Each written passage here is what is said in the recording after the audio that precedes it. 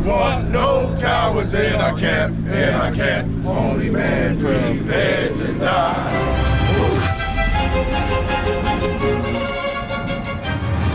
Dig! You UPK, right? Yeah! UPK!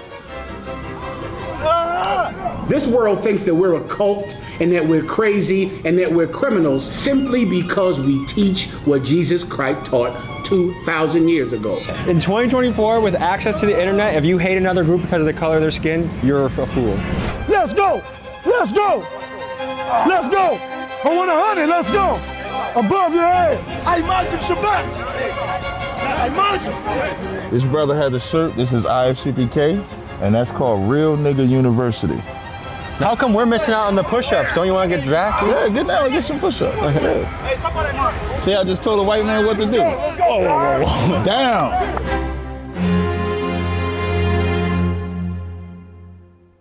These are the Black Israelites, and they've been designated as a hate group. They hate a lot of different types of people, but they reserve their highest level of hatred for gay people and white people. They believe that Jewish people are imposters and that they, the Black Israelites, are the true descendants of Israel and thereby the chosen people of God. Furthermore, they believe that when Black Jesus comes back for the rapture, that they will take over the earth and enslave the Caucasians and Asians. Now, they call themselves the Black Israelites, but probably because recruiting numbers were awfully low, they began to include Latinos and Native Americans under their umbrella. To better understand how these guys think and operate, I thought it would be a good idea to send the whitest guy in my crew, Keegan, to spend 3 days with them in Harlem, New York. What you will see in today's episode will be a combination of me personally meeting this faction of the Black Israelites and fly-in-the-wall footage from Keegan after he embedded with them a couple weeks previously. I'm genuinely perplexed on how people can hate each other in 2024, especially with things like internet access and most of us being able to learn from the ugly parts of human history. So let's unravel this mystery together, and buckle up folks, because this episode gets intense and confrontational.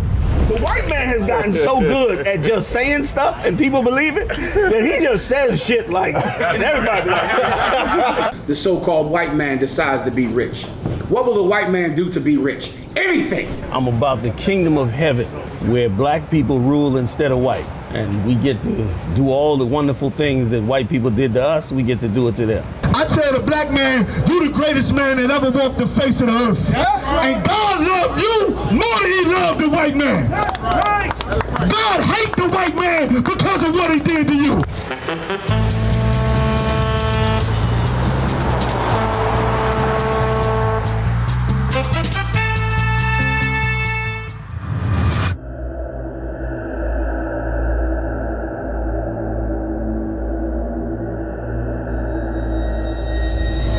Let's go. Come on. Let's go. Morning. How are you, brother? Tommy. Tommy Yes. C, right? Tommy Cooper? Tommy G. Tommy G, I'm sorry, Tommy G. Tommy Cooper might be nice though. We should probably go for that. So Keegan's not coming today? Keegan's parking. He's parking, okay. I can hardly park in New York. It's Yeah, hard I know for it's hard to park. Where's Keegan? Keegan, he's parking. Okay, how are you? Tommy. What's going on? Nice to meet you. Don't disrupt what's currently happening, all right? Yeah. All right, well, I was invited. Yeah. These are brothers who came out of the world. These brothers going through a process where you're purging the old man out of you to become the new man that you want to be. And that does not happen without pain. Apparently they've been here since 6 a.m. I admire discipline, I admire dedication, and I admire people that are willing to wake up early and get after it. This is the first day of Hebrew Academy for the year 2025. This is to help get brothers prepared to strengthen themselves physically, but also to keep them motivated to continue. Hustle up, let's get back, come on. What's up, brother? Good to meet you. Good to meet you too. How are you? I'm all right, yourself? First, I gotta say, your fashion, man, is unbelievably on point right now. Thank you, I appreciate it. Can you describe what you got going on? Oh, okay, I'm gonna give you this visitor's pass. That way we don't whip your ass in. Yeah, I was actually seeing if I could join. Nah, you can't join. Why is that? Cause you're not the race that we're allowed to join with. What race you gotta be? You gotta be one of the 12 tribes of Israel. In North Central and South America, they're primarily blacks, Hispanics, and Native Indians. So if your father's like of Negroid descent, Native Indian descent, Dominican or something like that, then you could join in. But if he's not one of them, you can't join it. What percent do I gotta have? Your daddy just gotta be there, it's no percent. Even Jewish people say that you're Jewish according to your mother, but the Bible says it's according to your father. So like for us, Bob Marley is a white man. Can you break that down for me? Because if you ever look up Bob Marley's father, Bob Marley looks like his father in blackface. Because So Bob my Marley's father mom is white. could be a beautiful black queen, but if my dad's white, I'm out. That's right. I'm gonna need your help reading one of these words, but can you say what that shirt says? This brother has a shirt. This is ISCPK, and that's called Real Nigga University. Nice Now- to meet you. I'm Tommy. How you doing? How are No you? problem. Now, a lot of people, of course, the word nigga has always been a derogatory term for black people in America. But this is also an identifying marker for who the children of Israel are in the Bible. When you go to the book of Acts 13, verse 1, they call Barnabas Niger, which is where nigger comes from. How long did it take for you to acquire your real nigger status? You can answer. Me? It took me 90 days. And what kind of training or certification did you undergo in your quest to become a real nigger? I attend class for 90 days, and then that's when I'm born again. And what made you say, I want to become a real nigger? It was nothing out there for me to navigate to become and understand who I was and who I am. I looked at the word nigger as a negative term until I found out that it was an identity marker. You know, it's a shocker when you wake up and you find out that you're the descendants of Moses. Was Moses a real nigger? Hell yeah. Was Jesus Christ a real? The realest nigger. Was Malcolm X a real? No. A real? No. Malcolm X had a good spirit for brother. Hey, can I get my coffee? Let's go, turn it up. You're moving too slow. Malcolm X was Hold on. Can I say something? Well, I was expecting your coffee to come straight black. And right now, that coffee has got some Caucasian mixed into it, brother. This is a vintage. This is allowed in this school and the real Real Nigga University. Yeah, we drink coffee. This is oatmeal shaken espresso, vanilla cinnamon foam. Who's vanilla? Yeah, Are you cinnamon appropriating cold my foam. culture right now? Nah, but coffee can't integrate. The reason why I said Malcolm is not a real one is because Malcolm was trying to join us to the Arabs religion. Malcolm had the right spirit of brotherhood, but the wrong religion. So he was leading us to Islam. It's like Martin Luther King leading us to Christianity. So we don't like either one of them. Neither one of them are real niggas. Wait, Martin Luther King? You love Martin, don't you? I think he was a good man.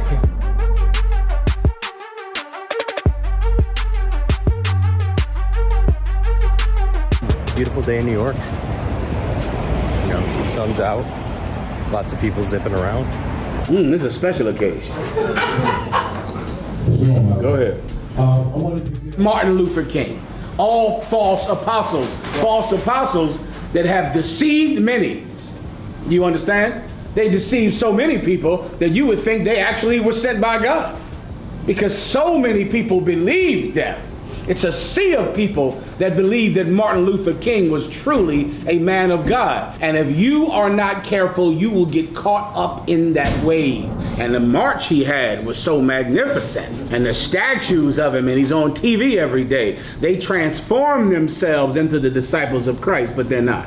I'm about anyone that wants to unite the people. So that's why I like Malcolm X. If you read And to the enslave us to y'all, right? No. Let me reverse Uno card. You want to enslave us, right? No.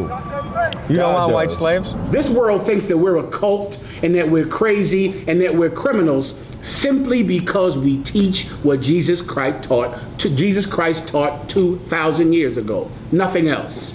I want to see sets of 25. Y'all understand? Do y'all understand? You can't hear me out? I want to hear you. You understand? Sit-ups. Sit-ups. Sets of 25. Begin. Move. Let's go. Let's go. Let's go. Sir. I'm embarrassed by this entire thing. Come on, sir. Man and General Yahanan had to be here and see these family men. These are family men. These are good husbands and daddies wasting their weekend with my cult. They will never be accepted into my cult ever. Come on, come. Wasting the weekend. We train brothers to be physically fit, mentally fit, and spiritually fit. What's the brand of martial arts we're learning right now? Yad Karab, hand combat. Yad means hand, Karab means combat. Instructor, the brother in the middle with the stick hanging on his side, that's Captain Akkad. Does he ever whack people with the stick? If he has to defend himself. But not like he doesn't, like if you do a wrong like karate chop, he doesn't whack you or he anything? don't. Nah. I look at Commander Yahanan as like my grandfather. You know what I'm saying? And he's done so many things. And he's the one that has led my quote-unquote father, which would be Captain Tazariak. I look at Cap as my father. Like you know, if I were to disappoint Cap, right, I feel pain. Like I never felt disappointment or being ashamed of doing something with my mom or my stepfather. But you know, growing up trying to shape myself into the person I am right now is because of Cap, and he learned from Commander Yahanan. So you know, I look at Captain Tazariak as my father and Commander Yahanan as my grandfather.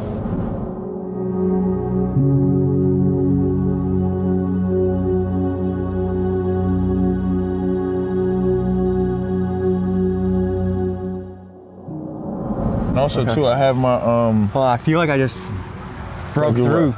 You ain't break through shit, man. You just filming. You just a white guy filming. How come we're missing out on the push-ups? Don't you want to get drafted? Yeah, get down and get some push-ups. See, I just told a white man what to do. Whoa. Down. Now you should take a picture. My slave. Get in position. I'm not doing what Master says. In the kingdom, when he says I'm not doing what Master says, that's what happens. So you believe white people are destined to be slaves? Facts. That's what God said. He that leadeth into captivity shall go into captivity. He that killeth with the sword must be killed with the sword. I've never put anyone in captivity. I've never enslaved anyone. But your ancestors is why you benefit. Didn't. Actually, they did. Where you from? Poland. I came from the Polish poor farmers in South Dakota that didn't have shit, that came from Poland that didn't have shit, but also I don't believe in collectivism. I don't believe that. That would mean like if one black guy in Pennsylvania did something, I'm gonna be like, oh well, you have to pay for the consequences. Someone that did something 200 years ago, just because you happen to look slightly like them, that is a dumb idea. Nah. Thank you, Master T. Thank you, Master T. How happy are you right now? Master T. Master T. I don't want to do no more jumping jack. Master T. You feel better? You feel good? No. Does that make you feel better when I'm a slave? No, but when my audience what does that watches, say about you if you want me to be a slave? Master T. To my audience? Yeah, or to Master your T. audience? Master To your T. audience, I'm not having compassion. To my audience, it's like he's getting prepared to be a good slave. Master T, I'm recruiting for the Black Israelites. Neither of us technically qualify, but I think we can make an exception. Would you like to join? Oh, I'm good, thank you. We could join them and we could be on their side. Otherwise, they're going to enslave us, right? Would you enslave her too? You're a Latino, right? Yeah. No, she's saved. Oh, so she would be considered a Black Israelite? Yeah, she's one of us. Yeah, she's one. I'm Latina, so that is part Black. Yeah. He wants to enslave me. He wants to enslave you? What do you think about that? I said God wants to enslave his people for what they did to our people. No, it's not to forget. See? Every man wants to be like us. Right. And every woman wants to be married to us. Right. Because we're willing to suffer, to have pain. You are not. You should go home. You should go be with that one measly woman who's willing to be sexually deprived every day because she's married to you, and those children who are future drug addicts and whores. You should go be with them. You shouldn't be out here with my cult. Do you think you can get my arms as big as yours? I mean, I don't know. I might. We can see. I don't know. Give me 50. Like he gonna serve. He can serve. Like he good to serve. We want no cowards in our camp, only men prepared to die. Ooh. We want no cowards in our camp, only let their colors fly. Ooh. We want no cowards in our camp, only men prepared to die. Go! We want no cowards in our camp, and we let them colors fly. Ooh. We want no cowards in our camp, Let's go! Prepared. Let's go! Ooh. We want no cowards in our camp, that'll let their colors fly. Ooh. We want no cowards in our camp, only men prepared to die. Ooh. Let's go! No cowards in our camp, that'll let their colors fly. Ooh. We want no cowards in our camp, only men prepared to die. Right. I don't qualify because of my non-black status. These are the. Do you want to join? Of course not. Why not? Why not? Because I'm the same as you. They want to enslave us. That would be restoring it to paradise. Oh, okay. Fellas, any interest in joining? Nah. There's certain things where slavery still plays a part because we're all in the system. I feel like everybody's a number. we live in certain areas where in reality it's segregated. And I personally feel like there is slavery still. I imagine Shabbat. I imagine. Slap to it. God.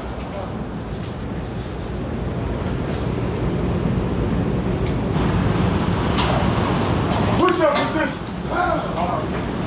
Begin. 1, 2, 3, 4, 5, 6, 7, 8, 9, 10. You guys have been labeled as a hate group. Yes, we have. Are you a hate group? It depends on who you ask, because we love blacks, Latinos, Haitians, Dominicans, Mexicans, Guatemalans, Panamanians. Do you hate white people? God hates white people. Do you hate white people? I can only hate white people because God hates white people. So you do through the shield of God?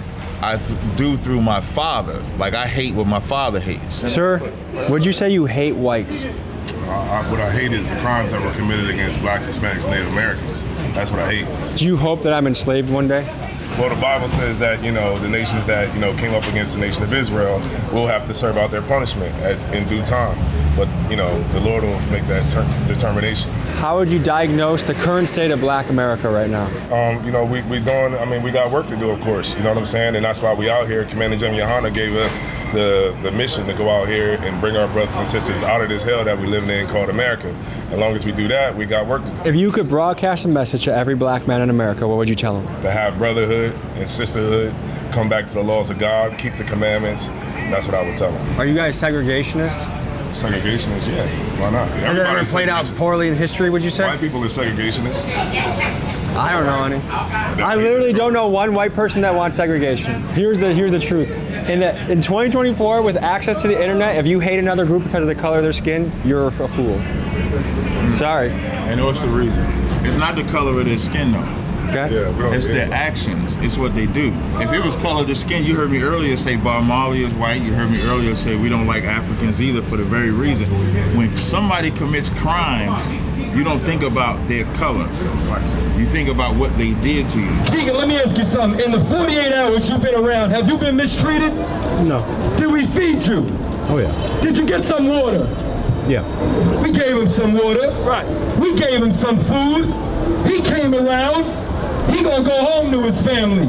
One white man came into a black church and nobody went home to their family. We are the most compassionate people on earth. And don't get it twisted. Keegan, I still want to see your nation burn. We gotta take care of us before we take care of someone else. My question would be is, why do white people feel the need to be loved by black people? I would say unity for everyone. I think we should all love each other. Every American, every human on earth, we should love each other. I think that's a pretty good goal. If I loved you, how would it even really improve the average black person? Listen, I'm not the one standing in Times Square yelling they hate white people, so that's why I'm asking about it. If we scream love, how would it help? The world would be a better place if we loved each other more. Hey, I did want you to ask my general, my leader, if you had a couple questions. Yes. Hello, General. If I could, this is Commander General Yahanan. This is the leader of ISUBK, the organization that I'm in. This is Tommy that came to do a documentary, and of course I wanted to bring him to you, sir, to ask you a couple questions. I don't know what he's gonna ask you. Yeah, but I just it's all fine. It's all good. What's your mission? What are you about? I'm about the kingdom of heaven, where black people rule instead of white. And we get to do all the wonderful things that white people did to us, we get to do it to them. Such as? You tell me. What have white people done to black people? Oh, what time period are we talking? Any time period. Recently? Any time period. Yeah, I gave a guy like a handshake and a hug yesterday, so maybe that qualifies? Could qualify, possibly. What else? Let's talk about the bad things that you did, though. Are we talking about slavery? Oh, are you talking about slavery? Are you mentioning slavery as one thing? I feel like that's a key subject around here. I agree with you. Slavery is one. You've gobbled up the world, and we seek Christ's kingdom for a day that our roles reverse. The scriptures say this, that let the saints sing aloud on their bed with a two-edged sword in their hand to bring their kings into fetters of iron. So we seek the day that the changing of the guard comes. See, we seek the Lord for our revenge. Right. People harm us and do evil things to us, that happens. But we know how to get them back. We know just how to get revenge on people. And in the UPK, we believe in revenge. We believe in revenge. We believe in justice. The difference is we know how to actually get it done. There was a movie, 12 Years a Slave, but it sounds like you're asking for 2,000 years a slave. Well, I'm asking for whatever God wants. And God wants you to serve twice what we serve. You honestly believe that God wants slavery? Can I show it to you? Sure. And I heard another voice from heaven saying, come out of her, my people. And you familiar with the Bible, right? So you know this is John the Revelator seeing a vision. And God is giving him a message. And he's saying for God's people to come out of her. You know who the her is? The her is the whore of Babylon. The empire that brought in all the Babylonian witchcraft of the ancient Babylonian empire. That empire is America and the European world. You may not be partakers of her sins. See what God said? We gotta not be partakers of your sins. Like you see how, where does that your? Partakers of her sins. And her sins is the daughter of Babylon. Right. And that you're connecting to white people somehow. Oh, absolutely. Even though this was written 2,000 years before America became That's real. the beauty of prophecy. And that you receive not of her plague. And that you receive not of her plague. Meaning this daughter of Babylon, this her that he's talking about, is about to be plagued horribly in this earth. For her sins have reached unto heaven. Because her sins, the evils that have been done by this empire, called her in Revelation, have reached all the way to heaven, meaning God sees them and God is angry at them and God wants to do something about them. And God had remembered her iniquities. And he's remembered all the things that she's done over time. Reward her even as she rewarded you. This is important. He said reward her, the her, even as she rewarded you. How did she reward us? She rewarded us with what you brought out. One thing was slavery. You believe that's a reward? That's why he's saying reward her even as she rewarded you. It says, and double unto her, double according to her works. According to her works, give her twice as much. I think if you were to look at that text, right, it sounds like if someone gave you and rewarded you with something, to be more generous, twice as generous with it. That's a very positive, nice, community-driven quote. And instead, you guys, I would say you guys are very similar to the Ku Klux Klan, which is you've taken obscure texts and warped them into ways that create hate. What seminary school did you go to? The School of Rationality. See, that's the problem. That's the problem. Because I went to the Israelite School of Universal Practical Knowledge and received my PhD in the knowledge of the truth. See, that's the problem with the white. Listen, the white man has gotten so good at just saying stuff and people believe it that he just says shit like, and everybody. Who came up with this interpretation? Who came up with this? Great scholars who before you. Oh, before me. I did everything you hear me say. I created none of it. This is not created by me. Would you say you're a happy man? I would say that I cannot stop being happy. There's nothing greater than to have your eyes open to the real world that you live in. It's not a personal thing with you. I don't know you. I don't hate you because you're white. I don't look at you like, oh, he's a white man. I don't look at any of that. But your people have committed crime. I mean, global crimes. And here's the thing. Our people have been taught that even though you've done these crimes, we should think, like you said, practical, not think how God said. You should be punished, shouldn't you? No. For the things, I mean your people, for the things that your people have done, shouldn't they be punished for it? I don't believe in collective guilt from 200 years ago. You don't believe in collective guilt? It's a terrible idea, and if you look at it in practice and history, it's a very bad idea. Let's say it's a bad idea. They do it in North Korea. I don't know if you want to move there, but it's pretty bad. Let's say it's a bad idea. Is it just? No. What's wrong with punishing a man for something what you didn't do? I'm going to punish you because someone in your family did it. That's a bad idea, isn't it? You just did it the other day. You just locked up some guy. Who's me? I didn't lock up meaning your anybody. people. You're a part of your people, aren't you? You are it's an American, like aren't you? Though. It's not you're like not really American, or no, I'm a total American. I love America. Okay. But it's not like all white people are on some similar page of like, what are we doing next today? Like, why are you so obsessed with punishing a white guy? You know why? Why not just live your whole life to the best? You know why? Yeah. Because I lived my whole life watching white people punish black people. I spent my entire life watching all of my friends be dragged out of cars, beat up by cops, assaulted by white cops, murdered. Show me a black area where there's no white people. I mean, Milwaukee. Milwaukee's one of the most segregated cities in the country. Yeah. When you go to the black side of Milwaukee, yeah, Who owns the real estate there? Mostly like Indian and Arab guys. Indian and Arab guys. Yeah. So not black people. Some, but not a lot. It's the black people, but they don't own all of it. Correct. Who owns the utility? We Energies, the utility company. Which is who? I wouldn't say that's white people. No, you wouldn't. If you want to be rich, you cannot decide to be rich like our oppressor, the so-called white man, decides to be rich. What will the white man do to be rich? Anything. He has no morals. He has no code of conduct. The ends justify the means when it comes to the so-called white man. He'll poison the entire planet Earth. He'll make Facebook addictive simply so that he can make more money. Why don't you start a company? Here's the amazing part about starting a company. Yeah, like anyone can do it. Literally anyone around the world can come to America and start starting a black company is a beautiful thing. Yes. Here's the problem with it. Your people, being the monsters that they are, will destroy it. You feel like you're kind of using some excuses to not just advance your own life? I'm using the recent history. You don't know any black millionaires that are doing really good for themselves? There are black billionaires in America. Can they help black people? What happened to Kanye West? Because he spoke out against Jewish folks. Oh, so you can help black people if you shut your goddamn mouth. Is that what you're saying? See, I thought we was equal, see? We are. I thought it was equality, you know what I mean? I think we're in agreement, and most people on the planet are, that what black Americans went through in slavery, and slavery all around the world, was an abomination, one of the worst things that humans have ever done to each other. But where we differ is I happen to believe it shouldn't be repeated. But you do believe it should be fixed, correct? Of course, I feel like it has been. Yeah. Well, you believe it has been fixed. We don't. Now, here's the thing. If that's the case, no problem. Why not give us, the slaves, the choice? What if you turned around and said, you know what? We'll give you the portion of the United States that you built and worked for percentage-wise, and we'll let you start your nation. How do you feel about that? How do you feel about black people saying, you know what? We want 5 states in the United States to make our own country. Would that be wrong? Should we just divide it by population? The Chinese are 3% of the United States. You guys get the Chinese didn't suffer slavery like us. Don't mix us with the Chinese. The Chinese didn't have chains on them and brought over here in cargo ships. See?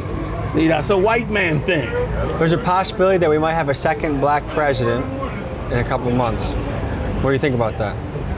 I didn't know there was a black president on the ballot. Who are you talking about? Some might say Kamala Harris would be the... Some might say that. What does Black America say? What does Black America say? Black America says that Kamala Harris's mother is an East Indian. Kamala Harris's father's father is a white slave owner. That's right. Kamala Harris's father, who's a Marxist and a communist, is who taught Kamala Harris. If you're going to put a black person in the White House, don't shame us by giving us somebody who's really of another identity and just has dark skin. Barack Obama was another example. But we thought Obama was going to be Jesus. And when Obama got in office, he legalized same-sex marriage. And all you see is gays just running around when every gay person has been molested. And that's what made them gay. Nobody is born gay. Life makes you gay. The pressure that does that makes you gay. You don't believe me? Saucy Santana just came out with a book. Now, Saucy Santana is a gay rapper. A popular gay rapper. And then he wrote his book that said he was passed around from house to house by his cousins. And that's what made him gay. Barack Obama was not black? Hold on a second. Barack Obama was definitely not black. His mother was white and his father was from Africa. An African nation, by the way. Barack Obama was not black. You know what it means to be black? What does it mean to be black? It means that you are part of the slaves who came over here in cargo slave ships, who were put into slavery, came out of slavery, you understand? Came out of slavery, and then turned around and began to be a part of society. We don't consider some dark-skinned person from India or from somewhere else to be black. I don't want to take up too much of your time, General. One more question. If you could broadcast a message to every black man in America, what would you say? Separate from white people quickly, because they're going to drag you into the Third World War and destroy your lives further. Would you recommend any black people join the military? I would recommend that all blacks and Latinos leave the military. We fought in all of your wars. Have we even gotten a level playing field in which to prosper on? We have not. So why should we now go and die in another war, and the greatest of wars, for you to acquire more land, for you to steal the Palestinians' oil, for you to steal Lebanon's oil? Why should we die for that? Hey, Daddy, can we start another war and take Yemen, please? Okay, thank you. All right, I'll see you for crumpets this afternoon. All right, goodbye. Like, why should we? Hey, die don't for season that? the chicken when I get home for dinner, Dad. All right, bye-bye. It was good talking to you. Pleasure. Honestly, to be invited here and hang out with you guys, I think you guys are fascinating. I like the organization. I think the discipline, the exercise, the togetherness. I think I'm a really big fan of it. The whole like enslaving white people part, I feel like if you forgot that, I feel like you'd get a lot more members and that you'd be a very powerful movement. For all that's done to black people by white people over the years, could you really respect us if we loved the people that did all this to us? You know how I think the biggest fuck you could give to white people if you feel that way is to fucking go out, start a ton of businesses, acquire real estate together, acquire assets, acquire corporations, build it, and then you'll have true power. How do you know we haven't done that already? Do you? Have we? I would guess because... We would never tell a white man. What do you mean? I would tell most people don't. Okay. The cool thing about this life is you can choose what to believe in, you can choose what to invest your time in, and I think people are fascinating. We have all sorts of beliefs around the world, and this is one of them. This was a look inside the Black Israelites. I'll see you guys next week. Peace. Ladies and gentlemen, I'm Tommy G, and today we get an inside look into the GDs. GD folk! GD folk! GD folk! GD folk! Disciples! Disciples! Here to pull your head up at your head, nigga. I got all my D, got in my bed, nigga. Beefing about a bitch, oh, that she said, nigga. Dissing on the gang, it's time to crack. I felt like breaking out this shirt for today. Man, that's Did I make a good choice? Yeah, that's the official 6 Block Taliban Big Dog's Got to Eat t-shirt. The origin story of the Gangster Disciples takes us to Chicago in the 1960s during an era of civil rights and social unrest. In 1964, 13-year-old Larry Hoover joined a small gang called the Supreme Gangsters. This crew beefed with a group called the Black Disciples, a squad led by a man named David Barksdale. After a 5-year gang war, the two groups announced a ceasefire, and under the leadership of Larry Hoover, these two groups united to form the Gangster Disciples. Growing quickly, they recruited heavily from jails and prisons and eventually established themselves in many states around the country. Supporters of the Gangster Disciples say that GDs are a community group that focus on growth and development of their members, and that important to the group is community service and doing things like feeding the homeless and doing back-to-school drives for the kids. However, the U.S. Department of Justice says that the Gangster Disciples and their 30,000 members nationwide are a criminal enterprise involved in racketeering, the sale of narcotics, and violent activities. I head to Kansas City, Missouri to attend a regional cookout of the Gangster Disciples and tap in with rapper Young Blue as my guide for this journey. Let's hit the streets. Today, folks, we're going to be taking an inside look at the Gangster Disciples, which feels crazy to even be saying that we're going to be doing that, talking to folks and learning what it's like to be part of the crew, part of the organization, what they stand for, what they're about. But I think in some way, everyone is part of a gang or wants to be part of a gang. And a gang has a bad connotation. Everyone wants belonging. They want tribe. They want brotherhood. Different people have different ways of building that. I had a big sense of that with my wrestling team in high school and college. I think it's lonely being a man in this world right now. Like when you're a grown-ass man, you graduate from high school or college, like your community shrinks. And I think being a man is a lonely experience for a lot of people. And I'm always interested in how people fight against that. So we're gonna meet with a Kansas City chapter of the Gangster Disciple organization. So first stop, Young Blue spot. We're gonna talk to the group, get a feel for them, meet them, and then we'll go to the big organization meeting. We'll see you there.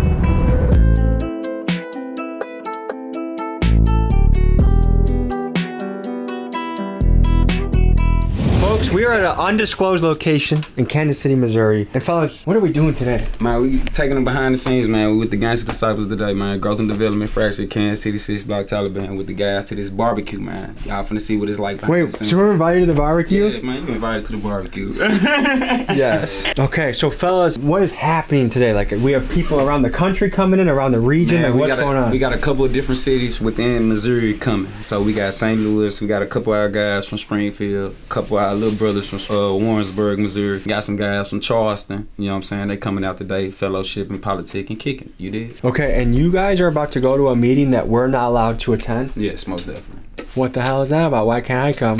Man, it's confidential information. Confidential. We don't have to give any classified information, but is there like a general theme you guys are covering today? We don't discuss that. Yeah, okay. You don't know that. Okay, so you have, like, this is like top secret information that only members have access to. Facts. So question, are you guys looking for additional members? And also, would you let white boys from Milwaukee join? Not looking for no extra members, and no. These fellas are gonna take care of business, then we're gonna join them for a barbecue, ask them questions, have a good old time. Anything else to add to that, fellas? No, sir. No, sir. That's it. No, sir. All right, moment of truth. They got done with their secret meeting. They summoned us. They said we can come by. So here we go. GDs, Gangster Disciples. Let's talk to the people and see what they think about gangs. When you hear the word gang, what does that make you think? Gang can be anything in a group of people. Maybe violence. Usually it's gang violence. You usually think about that.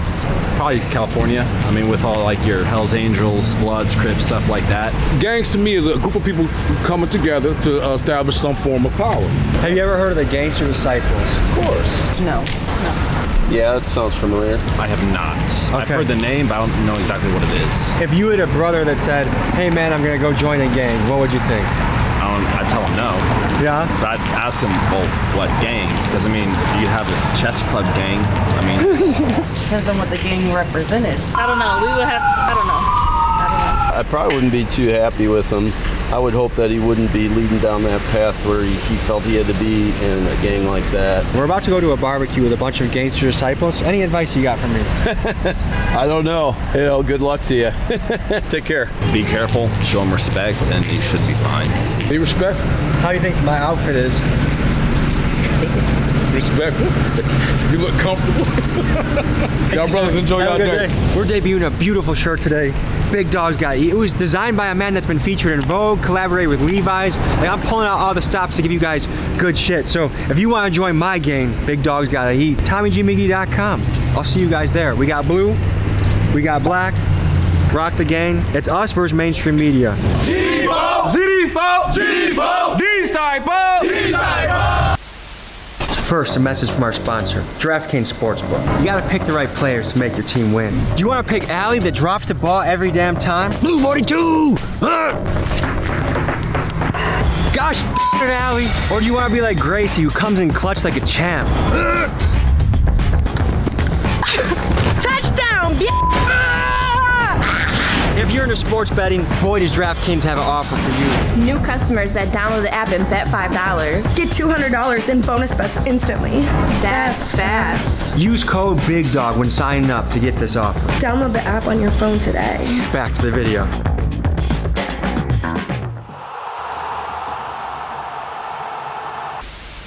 Where are we right now? We in Swope, man. We in Kansas City, Missouri, man. Posted at Swope Park, man, with the guys, man. Y'all know what's going on. And what's happening here? We got barbecue, we got cookout. Yeah, we got a family cookout with the guys, you know what I'm saying? The membership. We just here politicking, fellowship, and you know what I'm saying? Building camaraderie with the guys. What made you join this organization? I wanted to be a part of something that was going to be productive. I started this organization when I was a young man, and I saw the guys getting together with the younger people, really keep them out of trouble, protect them from the streets, drug crime, stuff like that. I've been in this organization since I've been like 15. I'm 46 years old. And what are the biggest benefits you've gotten from being in the GDs? It taught me how to be a man. Yeah. It taught me how to raise my family. Principles that we stand on that conducive to the celebration of any man, any neighborhood, any organization. Matter of fact, I got two of my sons here with me today. They are part of this organization. Yep. And as a father, I wouldn't put them in nothing that would be harmful to them. So what does it mean to be a man? I feel like there's questions. People don't even know what women are anymore. You know what I mean? Like, we're having interesting conversations as a society, but what does it mean to be a man? Man, standing on your beliefs. You know what I'm saying? Standing on what you believe and standing firm on it. You know what I'm saying? Not letting anybody change your mind. You dig? Exactly. About how you feel, about what you feel about. What made you motivated or interested to join this organization? Joined it when I was 12 years old. You know, like brother said, you know, it's a lifestyle.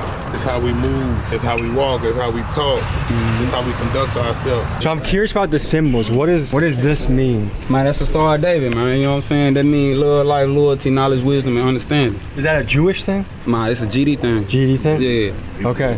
Yeah. But do Jewish folks also wear the same stars? Yeah, most definitely. So we talked to a couple of people, like citizens, and I asked them, what do you think about the word gang or organization? And a lot of people had a bad connotation to that. Why do you think that is? Because, man, when you say gang, that's something treacherous. You dig what I'm saying? That's why when you ask us, oh, what are you in the gang? Nah, we correct you with the organization. You know what I'm saying? It sounds more friendly, too. You dig what I'm On the drive here, what I was thinking about is you could argue that McDonald's is a hamburger cartel, you know, make America fat. You could say that Big Pharma is a drug gang organization. You guys agree with those thoughts? Okay, so I guess it's all just how you think about it. It depends on the point of view of how you coming with it, you feel me? That's what it is. And gangs hurt maliciously. We don't do that. And then like, another thing, what you do as an individual reflect on the whole organization. So we hold you accountable for that, like, the most. So I feel like that's a big piece that's missing from a lot of places I visited is accountability. Like, it's kind of like young guns are just running wild, doing whatever the hell they want. That's a gang. That's a gang. That's a gang. Everybody's organized. Everybody doing their own thing. We're not a gang because we're all organized. So what does the code of conduct look like? Like, what can get you in trouble, or what makes you like stealing, raping? We don't do none of that. And then you want me to teach you one thing while you out here? Let's do it. What you notice about everybody's shoes out here? Ain't nobody wearing Crocs. Can't do that. What? Did I just violate the code? Yeah, you breaching security right now. Well, if somebody want to fight you right now and then you got on these, you gonna slip up out of it? Hey, he got him in sport mode for y'all gotta get the ball right now. Can we make an exception if it's in sports mode? If it's in sports mode, you might get away. Depending on what my brother say. You know what I'm saying? My brother don't be tolerating the breaching of security. It is. Okay, so I made my first violation. Am I kicked out? Do I have to go home? Or I gotta take these mouth shots real quick, folks. So that's another thing is I've heard like a lot of negativity about like 9-to-5 jobs. Like a lot of people hate on that shit. What do you think about that? Look, let me tell you something. I'm gonna tell you some real stuff, bro. I'm gonna keep it 100. I used to be like that. I used to be thinking, oh, the lame niggas is the one with 9-to-5s until I went to prison, bro. I did 10 years, bro, wasting my time. Didn't see my daughter, none of that. Nah, I was the lame, bro, because I'm just sitting here with my daughter getting raised outside by somebody else, bro. It's pointless, bro. You know, input on that. You say why people don't want to work 9-to-5. Yeah. Because at the same time, patience and discipline is key. You know what I'm saying? If you ain't got patience or discipline, you ain't nothing. You feel me? Yeah. You know what I'm saying? You should be able to want to go work that 9-to-5 to provide for yourself, your family, your child, your family, whoever. You know what I'm saying? Even if you want to look out for people that are homeless, you know what I'm saying? You'll walk past somebody that ain't doing as well as you feel me? You got money in your pocket, you might give it to them because they need it more than you. You feel me? It's all about discipline and patience. A lot of people, bro, don't understand slow money, bro, but slow money is the good money. Because fast money gonna get you gone, bro, because you're gonna spend it just as fast as you get it. What is the organization's stance on fatherhood? I've noticed a few guys talk about the importance of that. If you lacking in your child life, man, this ain't the good organization for you because we gonna hold you accountable for that. Because you know what I'm saying? This organization produce positive, productive people. You know what I'm saying? If you ain't taking care of your priorities, man, this ain't for you, for real. Well, say my brothers can't protect their own children, how you can protect your own brother? So how has being in this organization impacted your life? Man, you know, let me tell you something, bro. Before I was GD, let me tell you something. I probably run around, bro, act crazy, breaking people's houses, stealing cars, all that. But let me tell you something, bro. My dad, he's not GD. He's not. He's Crip. It's a difference, bro. Let me tell you something. GD show you how to be a man, bro. It show you how to, you got to stand on principles and laws. Because a lot of people, bro, that's why they don't want to be GD. That's why they want to be in other games, because you can't stand on law, bro. You can't, because at the end of the day, if I'm trying, you got something nice on, I'm trying to take it off you, bro. Well, I can go do the same thing you doing right now. I ain't got to rob you for that. But they going to make sure I don't rob you for that. Because they going to stand on my line. Like, hey, bro, you know you ain't supposed to be out here. Yeah, holler at us real quick, bro. Does anyone here have bars they got to spit, or they? Yeah, come on, get him. Go on and spit some shit. I came a long way from shaving rocks and pushing corners. There ain't no bars in a minute. They say my rhymes was over. Ain't no stopping me. Nigga being patient just made them potent. Had to cater to my family, but I think I cooked that over. Had to work up on myself to get my demons back in order. Kept my dreams for little things. Reality was getting harder. For bagging checks, we worked to death. Trying to feed our sons and daughters, and it's an honor. On the boss to be a motherfucking father. If I die, I'll be a stain up on that block. It's getting harder. Let's go, hey!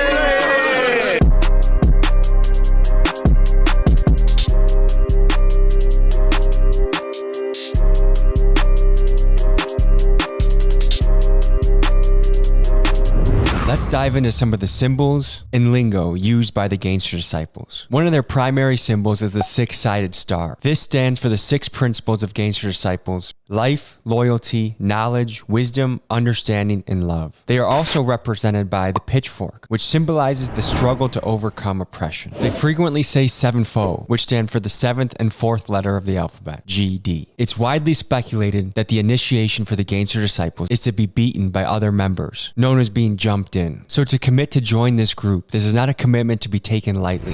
What are some misconceptions someone might have about GDs? That every GD that rap is a GD. You already know. Yeah, just misrepresenting this thing for real. You got everybody screaming, GD this, GD that. And the people that's saying GD this, GD that, not even GD. Describe being a GD in 3 words. Being a gangster, a provider, being respectful. Love, life, and loyalty. Knowledge, wisdom, and understanding. Man, growth, man, for real. First, you a man. You gotta be a provider, and you gotta take care of what you gotta take care of. Yeah, you gotta be willing. You gotta be willing to endure your share of part of this right here. You feel me? Not everybody can say. That's why we don't allow people to just say they GD. Because you got people. Told me earlier that I wasn't allowed to join today. They said you got them Crocs on. So what I want to ask you about is tell me about the history of the GDs. How do they come apart? How do they start?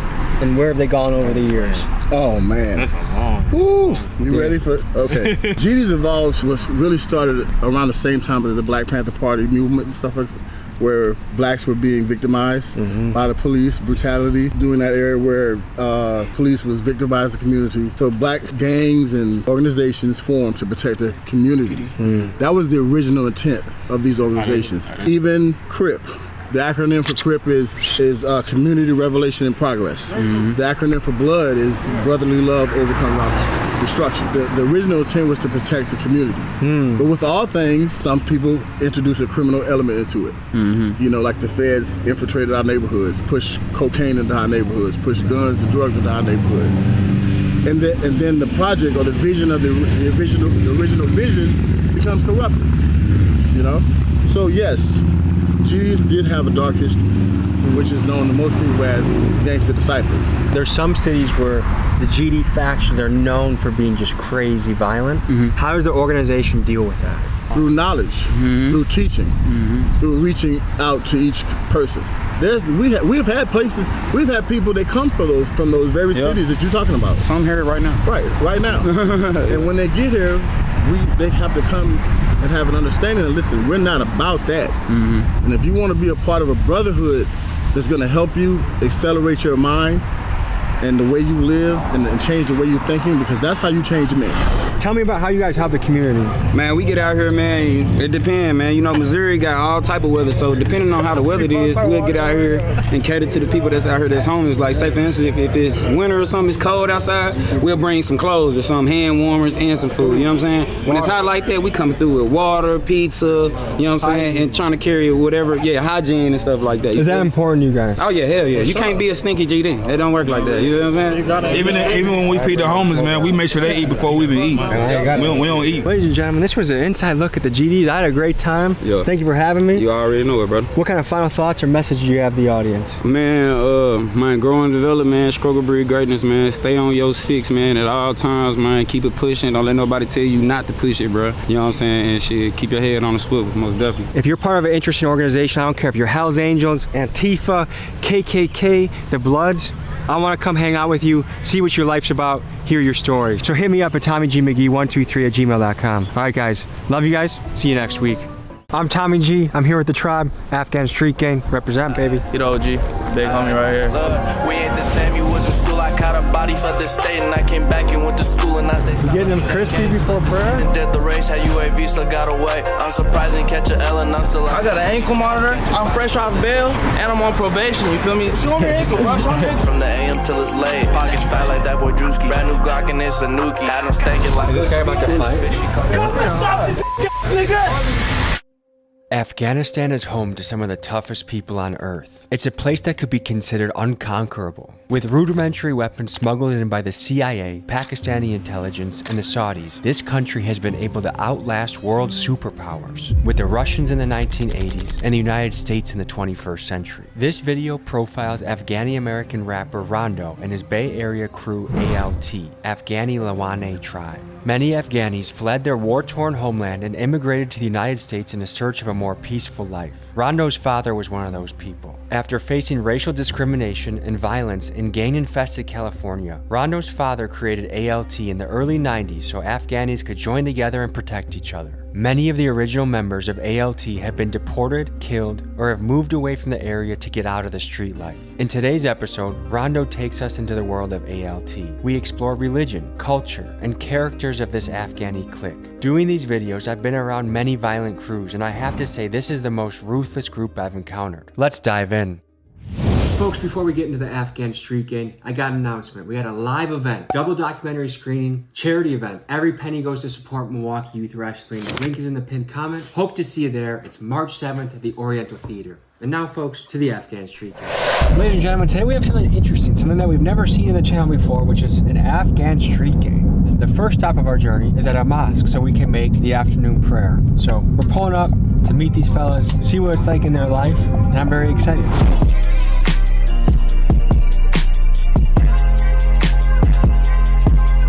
All right, we're walking up. There seems to be some sketchy shenanigans going on. We're gonna show you what it is. You getting them crispy before prayer?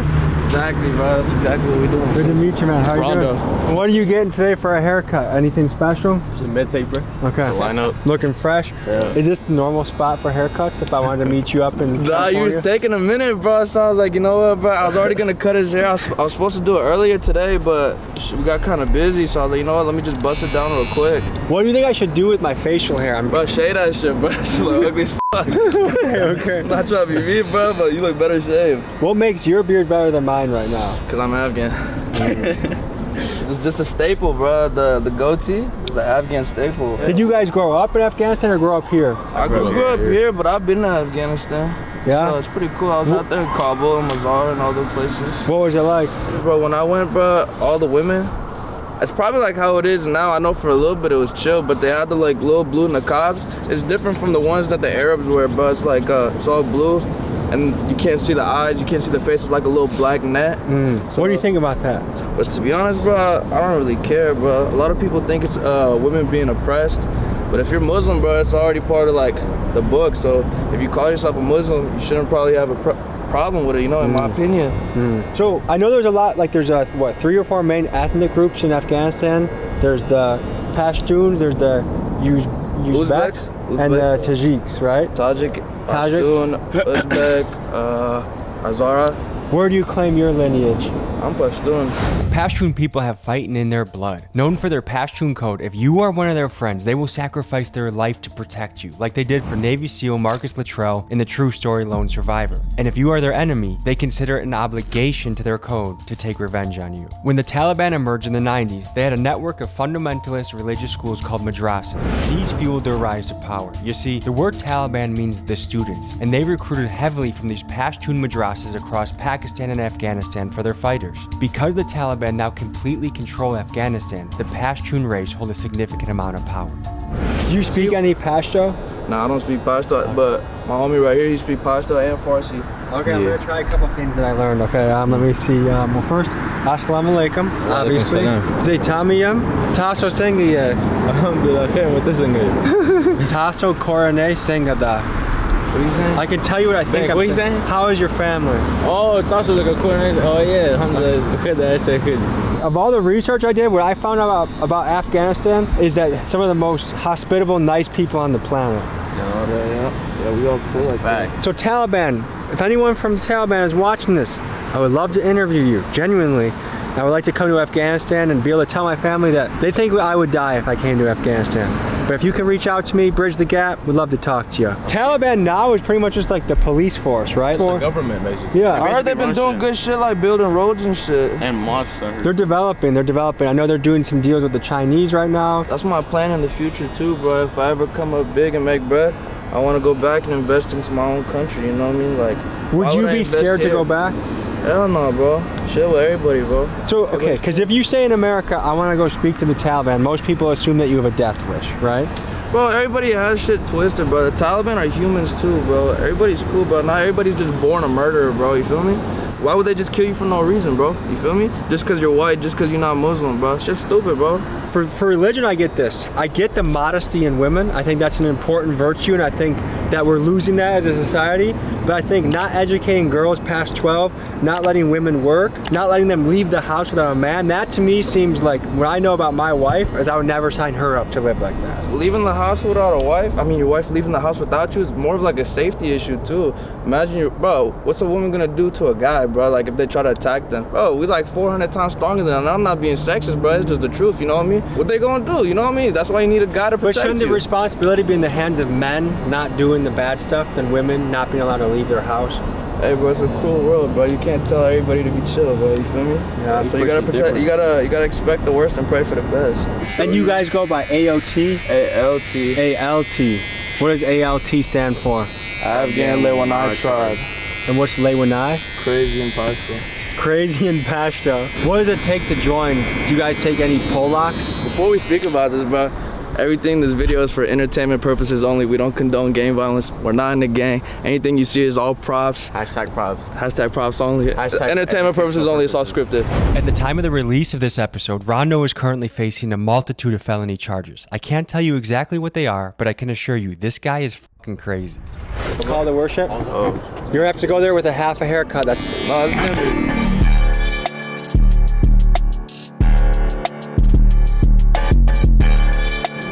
So how seriously do you guys take religion? Well, we take it extremely serious, bro. Like 5 times a day, like clockwork? We try to do it, bro. Bro, sometimes the devil just tries to like deter you from wanting to pray and it doesn't give that energy. Friday prayer is mandatory, bro, every Friday. Men have to do it, for women it's optional. The devil on the shoulder is a real thing. Sometimes the devil tries to tempt me into pornography. Bro, one of the homies, he died yesterday and we had his janaza here. He was supposed to be here for the video. Long live Keem. Are you able to tell any more details about that? Yeah, we could talk a little bit about it, bro, but you know, God, please forgive our old people, bro. Our Afghan, he passed away at a young age, you know. May God forgive him, you know. He was supposed to be in this video. That's the crazy part, you know. I told him to tell him to pull up, and then the next day, got tragic, bro. But this is the reality of life. When you go to funerals, bro, that's when you really see like the reality of life, bro. Everybody's gonna die one day. This life is temporary, bro. Very temporary and very short. And it reminds you that everybody's gonna taste death. والليل إذا يغشاها والسماء وما بناها The difference between the wudu and ghusl and istinja, when you pee or you poo, you gotta do istinja, you gotta clean your butt and your pee-pee, bro, to be clean. Wudu is if you already have ghusl, which is if you fornicate, if you have sex or any of this type of stuff, you need to clean your whole body, you shower, sit down.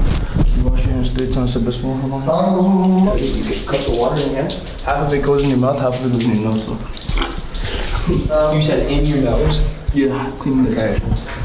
Gotta go for it.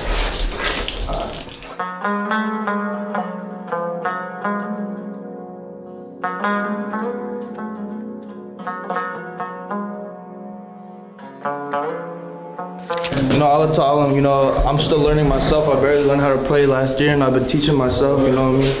We're all just trying to get better, get closer on our deen, you know, one day make it to Jannah. So there's a funeral being done, so it's not really proper to film at this point. So we just got done with prayer. Just wanted to talk about something important that's going on in the world right now. In Palestine, you know, it's a lot of oppression going on, and the West is trying to trick everybody. You see these ads of them trying to say Palestine is terrorist. And not only that, bro, the thing that really has me upset, bro, is that there's Muslim rappers, I'm not gonna say names, you know what I mean? And I really f with their music, but you don't see them talking about this stuff, you know what I mean? And there's one thing about me, and niggas know me, bro. I ain't scared of nobody, I ain't scared to talk about the truth, bro. And they probably scared to get their streams cut, cause you know, bro, the Jews, bro, they be owning all the music industry. And I'm not trying to talk shit to all Jews, bro. You know, like some Jews are good. The people, anybody who fucks with the oppression that's going on in Palestine, bro, you automatically opt to the tribe on my life, you know what I mean? They're gonna try to trick you saying, oh, bro, we bombed Hamas, but they killed innocents. The same way in Afghanistan that they did to our country, they bombed innocents saying they were getting the Taliban, bro. And you wonder why the Muslims, I mean, the Afghans and the Palestinians are so close, bro, you know, bro, so. To me, as a neutral outsider, I see the IDF and it looks like they're getting way too many civilian casualties, and that's not cool.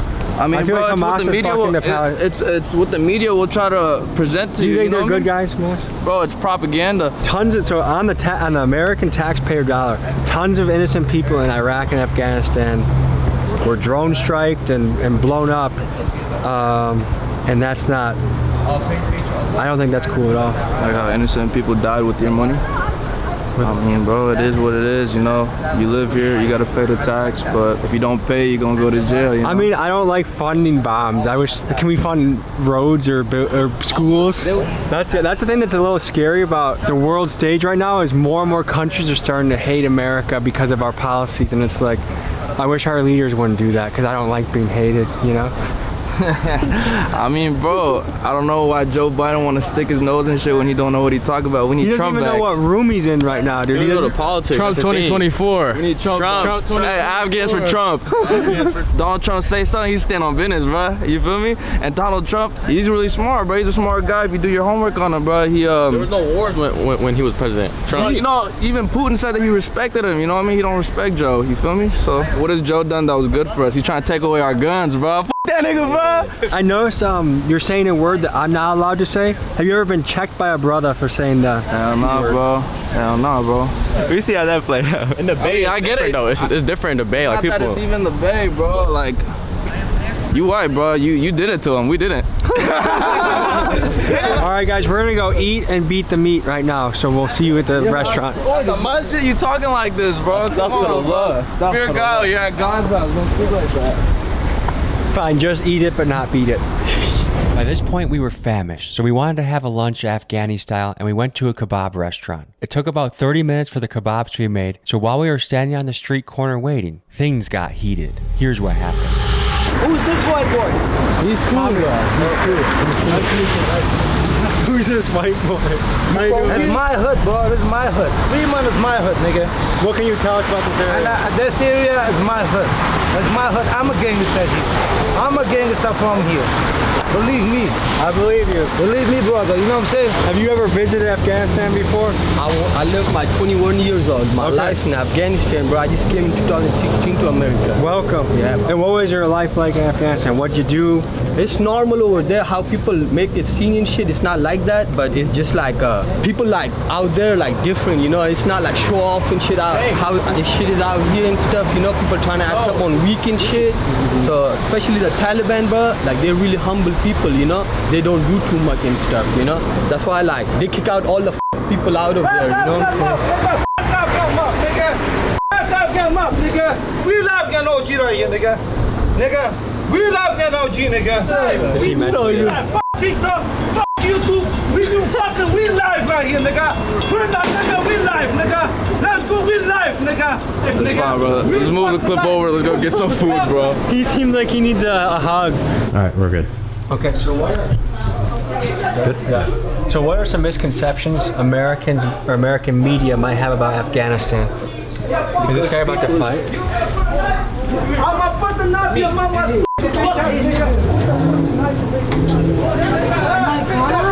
Someone just pulled a knife. Is this guy okay? Yeah, film it. Get him on film. Yeah, please record it. Like, because, dude, that's why bitch ass nigga! You bitch nigga! I'm gonna put the knife in your mama's pussy! Nigga, you have got knife cuss your mama, nigga! Come and stop me, nigga! Come and stop me, bitch ass nigga! Sorry to catch you at a hectic moment, brother. It's all good, brother. Shit, bro. Yeah, but she's like this, bro, sometimes, you know what I'm saying? Like, fuck. What language were you speaking? I speak Pashto, Dari, English. Are there any Pashto vocab words we can teach the audience back home? Simple stuff like this, you just say like, Salaam Alaikum, you know, it's hi and stuff. And Sangaye, how are you, you know, type thing. Khodai Paman? Khodai Paman mean like, bye-bye. Goodbye? Yeah. Is that guy back? Look at this. Who's that? Is he back? I don't know, bro. These niggas are ruining the scene. I think the food should be ready. Yeah, I think we should up the whole scene. Get out from this block. Get out from this block, nigga. It's my block, nigga. Get out from this block, nigga. Get the fuck out from this block, bitch. We're gonna go eat. Have a day. Let's just go eat. So, I don't know if this is a good time to bring it up, but you've had to defend yourself before. Yeah. Is that something that we can get into, but without much details? Yeah, we could talk about it, bro. Beat that case, bro. You know, these niggas know what I do, bro. I'm not with the tomfoolery, bro. We ain't the same, you was in school, I caught a body for the state. And I came back and went to school and I stayed silent, beat that case. Led the scene and did the race, had UAV, still got away. I'm surprised and catch a L and I'm still out here slanging K. Catching bodies till this day, should we slow down since we made pay? Bitch, we scamming, trapping, robbing from the AM till it's late. Pockets fat like that boy Drewski. Brand new Glock and it's a nuki. You see, niggas wanna act up for the cameras, niggas know what I do off camera, bro. You feel me, bro? So when you were 16, you had a thing where you had to act in self-defense. Yeah, bro. So what happened was, bro, not even that I don't want to stir anything up, bro. I don't like to speak on the dead. May God forgive whoever got killed. I hope his family forgives me one day, and whatever happened. Niggas was youngins, bro. Niggas pull up, you know, doing same shit that this nigga does, pump faking. Nigga got blasted, you feel me? And that's just basically what happened, bro. The cops pulled up, they had UAVs, bro. They had choppers, they had everything. Got away. No, bro, we don't play like that, bro. You know, we're not gonna come here and try to show off for the camera for you. Oh, bro, I'm a killer. Oh, bro, I'm so. There's no such thing as an Afghan, bro. That's a Mexican gang. So that just makes no sense, bro. You feel me? You can see that these niggas are twats and they clearly get no money. They clearly don't care about their life and they clearly got nothing to live for. Hey, shit, I got shit going on for me, bro. I got an ankle monitor. I'm fresh off bail and I'm on probation. You feel me? Look, show me your ankle, bro. Show me your ankle, bro. We don't play with the top. Show me your ankle, bro. Show me your ankle, bro. That nigga just left. No, that nigga signed. He got off his ankle. He was on probation, bro. I've been on a lot of crews, and to have 50% of the crew on an ankle monitor is the most I've ever met so far. Nigga, this is not the full crew, bro. It's like, this is not even like, bro, it's not even like 1%, bro. Are you able to say anything about the ankle monitor? Nah, we can't talk too much on that case. I can do it on. Hey, you ask around, bro. My name hold weight. Our name hold weight, you feel me? So, not really worried about some niggas, bro. Moving smart, got a career, we all making money. She got AMG, he got AMG. Sonny just left in his AMG. We got some Hellcats pulling up. We got them AKs and sniper rifles. I swear to God. Nigga up that pipe, then he gon' shoot. If you fucking with the odds, baby, we gon' get you too. But we hopped up in that party, told my niggas just be cool, bro. Alright, bro, so let's get it rocking, bro. Tell me what you think, bro. Take a bite. Let's see.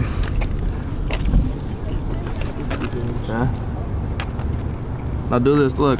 Put some of this on the rice and get some of that cucumbers and grab some of that lemon and squeeze it and then eat it with a piece of beef and rice. Tell me what you think. All right. Pull up to the back parking lot. What is him for? Right here. That's good. I could definitely move to Afghanistan if they cook like this. They cook way better than this. So one question I think we should dive into is, why was this set created? So these niggas was at the bar station, and this was around the time when 9/11 and shit just happened, right? So there's a lot of racism. You know what happened over there in Union City? Some, I think it was an Indian lady, Kajabi, yeah, some nigga shot her with a shotgun, right? Yeah. It must have been real difficult to be a Muslim or even look Middle Eastern in America after 9/11. After 9/11, hate crimes surged against Arab Americans. For example, in Los Angeles County, there were 12 hate crimes against people of Middle Eastern descent in the year 2000, but that number jumped exponentially to 188 hate crimes in 2001, the year of 9/11. People that weren't even Muslim were targeted. For example, Babir Singh Sadi, a Sikh man who was targeted and killed while planting flowers at his gas station. It's not hard to see why ALT was created. So after 9/11, people were getting down on Afghans and other gangs were running shit, so it's like, hey, we gotta create our own set to protect ourselves. Yeah, but that's kind of the origin story of most sets, wouldn't you say? Let me tell you, bro, ALT is the most famous, most biggest Afghan gang, bro. You go anywhere, bro, LA, anywhere, somebody will tell you they have family in ALT. It was like 1,000 members, a couple hundred members, you feel me? Okay, you just got back from Afghanistan a couple months ago? Yeah. Where'd you go and how was your experience? It was pretty safe. Yeah. It was fun. Yeah. Checkpoints? Yes. Tons of checkpoints, but as long as you just... Not a ton, just a couple. Okay. What cities did you go to? Just a couple. Okay. How was it for the girls in Afghanistan? It's pretty cool. They don't really care about women like that. The media just makes it seem like Do they wear hijabs and stuff in the car? Yeah, they got to. It's an Islamic country. Why not? Like, I was there. Oh, was that the flag that they all gather at?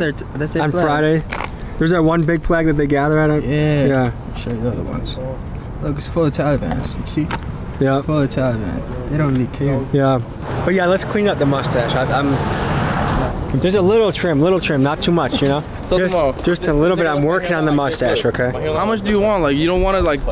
Just a tiny, like, trim. So you don't want to, like, bring it down a little? It looks a little bushy. I can hit it with, like, a #1. I mean, no, it's your mustache. It's what you want. Shave it off. You look better with a shave.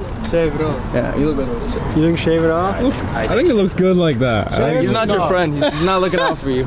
Dress it up a little bit, you know what I mean? It looks like a real nigga with that. Yeah. Just keep the mustache. Real hunky. I hit mine with a #2. Okay, let's do that. Something like that? Yeah. Talking about you broke my heart, baby. Let me break your back.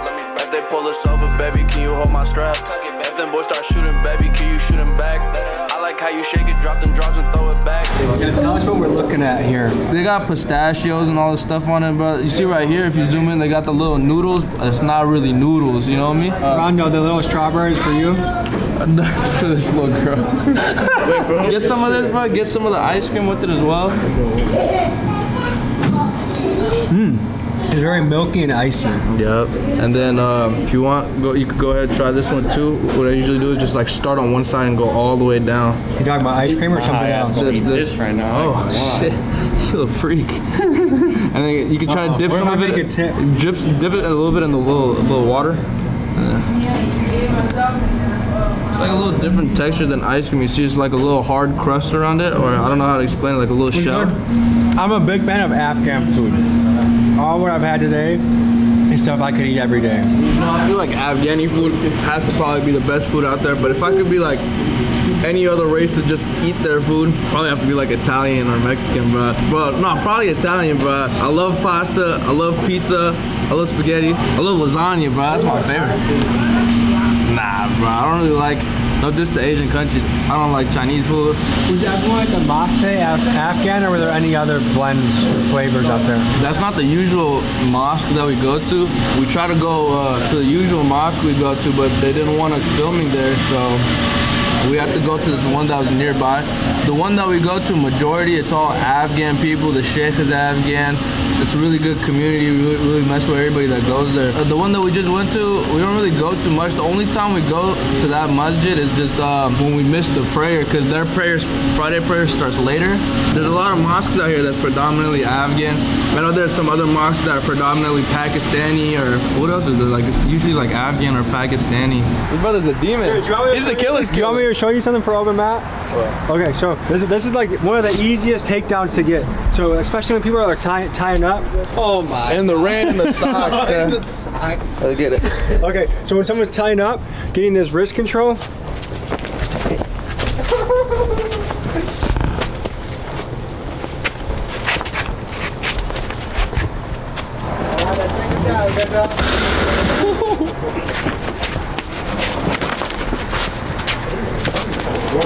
For this for you guys? No, we're just joking. We're wrestling. Ow. Now. Sure, it says sport wrestling. It's good for young men. Why are you holding the door? Come on. Hey, it looks like this nigga just robbed the store.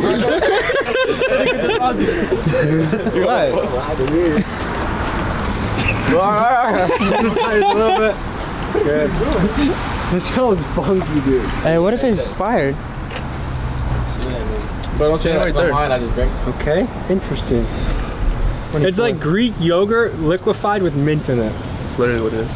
Yeah. I don't know, you think I can beat you in a wrestling match? I don't think you're beating me, but I think you're tough. I think I can beat you. We gotta solve it now. I got 100 on Rondo. Oh, you want it right here. Oh shit. Oh, you got something now.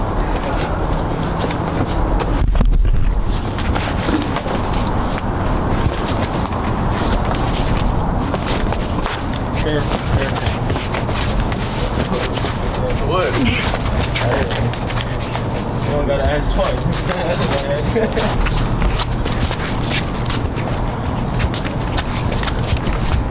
20 years for what, boy? 20 years for what, boy? You want me to take you to the concrete?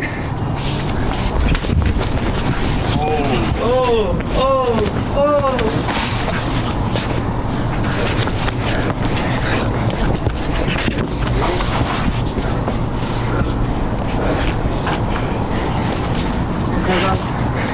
Come on, you know what I'm saying, dog? That's a good scrap. That's good shit. Woo! Fresh off of Black and Mall. No shoes. That's the way to do it, man. It's good for someone who don't train? Really good. Really good. It's the Afghan strength. Here. All right, folks, we got an inside look into ALT, Afghan Street Crew. Any final thoughts? Final thoughts? I like to say 20 years for nothing. I don't know what that means, but I'll see you guys next week. Peace. I'm in the beautiful state of Florida, and I'm sipping on that scissor. Not because I'm a rapper, but because I'm feeling a little bit under the weather. All this traveling, hustling, moving, but I love it. We're here in Lauderhill, which most people told us either don't come here and don't get out of your car, including the people that invited us. But we're here to meet an important guest, Little Crics. He's a rapper. Let me tell you a little bit about him. Little Crics is a rapper hailing from deep side Florida, from the Lauderhill neighborhood. Crics has been releasing songs for less than a year and already has tracked with stars like Nardo Wick and Kodak Black. He rolls deep with his Haitian squad, throwing up Z's everywhere he goes. He's on his way to becoming a certified star. Let's meet the man. And now, folks, because we're properly soused up, we're gonna head to the block and talk to this guy and see what it's like to be him. I'll see you there.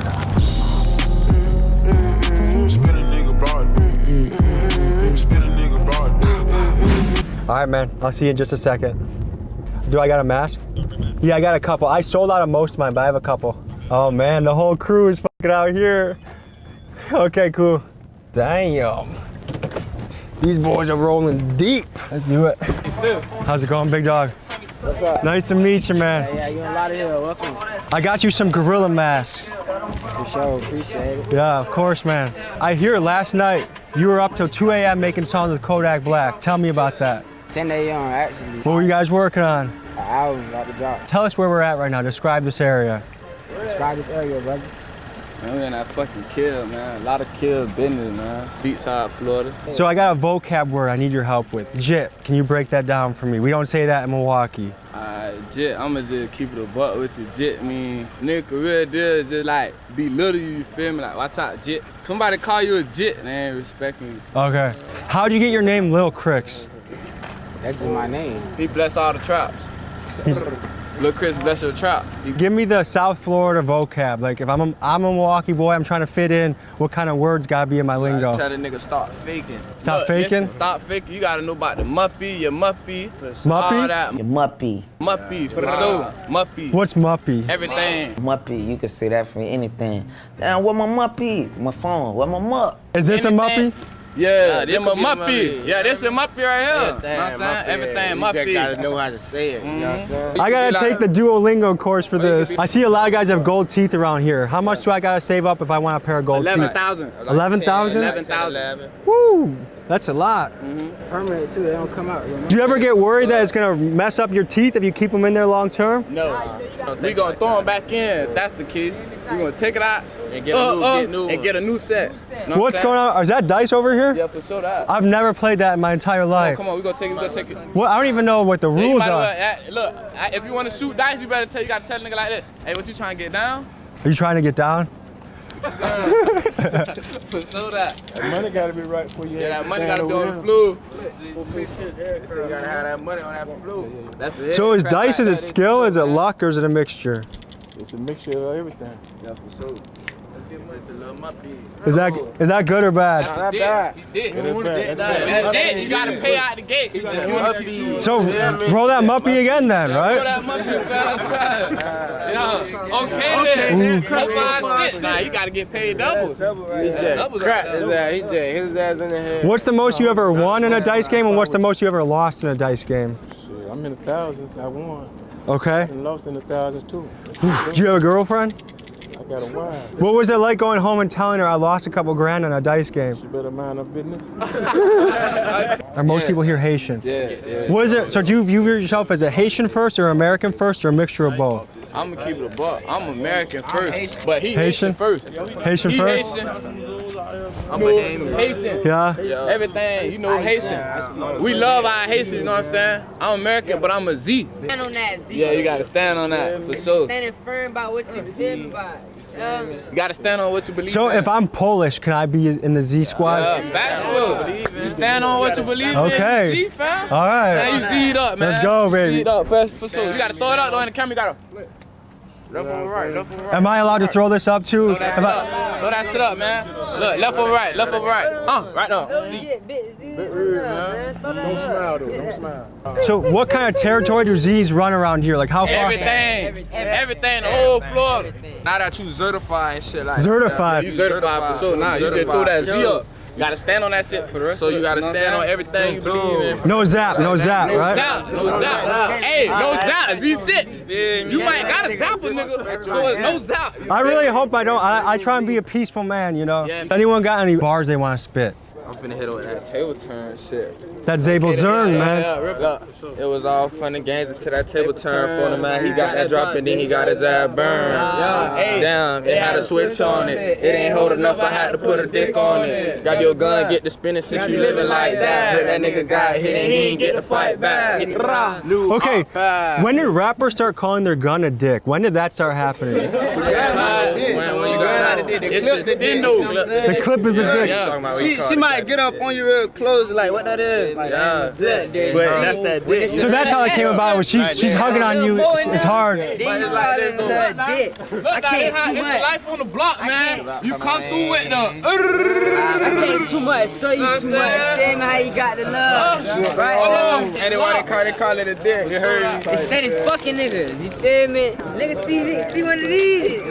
Fuck. Ooh, that's an extendo right there. You hear me? Woo! I'm daddy. You hear me saying? You little boy, I'm daddy. You know what I'm saying? It's a pyramid. You know what I'm saying? I pop out with that 50 that one night, hanging out. You heard me? Okay, I'm gonna take this conversation in a whole new direction. I'm gonna ask you about a couple of things that are happening in the country and get your opinion on it. Okay.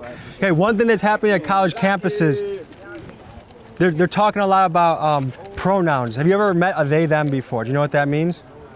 Someone that's not a he him. Do we have to keep an eye out who's passing by?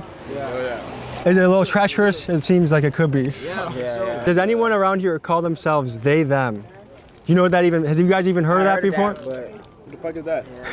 Have you ever heard of non-binary before? We don't do that over here. We don't drink Hennessy, no none of that. I heard non-binary. It sounds like it hasn't, it's only on college campuses, it's not around here. Do you guys have active beefs going on? Huh? What you mean by that? Nah, we eat the beef. You're not vegetarians around here? Nah, bro, we eat all that shit, bro. Is there anything on your playlist that shouldn't be on a gangster rapper's playlist? Like, do you listen to Britney Spears or Taylor Swift or anything? Tim's. What's she from, London? I like her. It's a Mary J. Blige and shit like that. Fantasia. Yeah, Fantasia and shit. So I noticed a lot of your music was aggressive, right? Like you, yeah. Like one of your big songs is Spin the Block.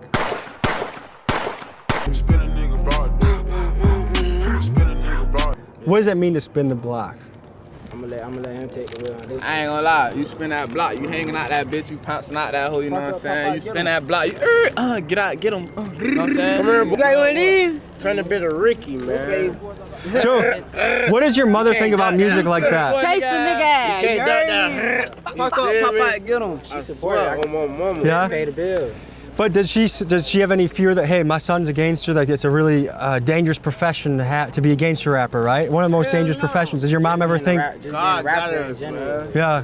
One dude know we got him. Coming home every night. I'm coming home every night. What's the dream? Where do you want to be in a year or 2 years from now? I'm really trying to blow up on some shit and just uplift this whole community. Yeah? No gangster shit, just Hey, this might help. better. This is Chris? That's me. If you play, then he don't go, he down and take that risk. Go grab the dog, let's crash the load. This here super stick. Get hit with this, your ass explode. Got no cooler kid. So I've noticed, even though we're squatted up, this is a neighborhood we have to keep, an eye out for what cars are passing by. Is it stressful living like that? Nope.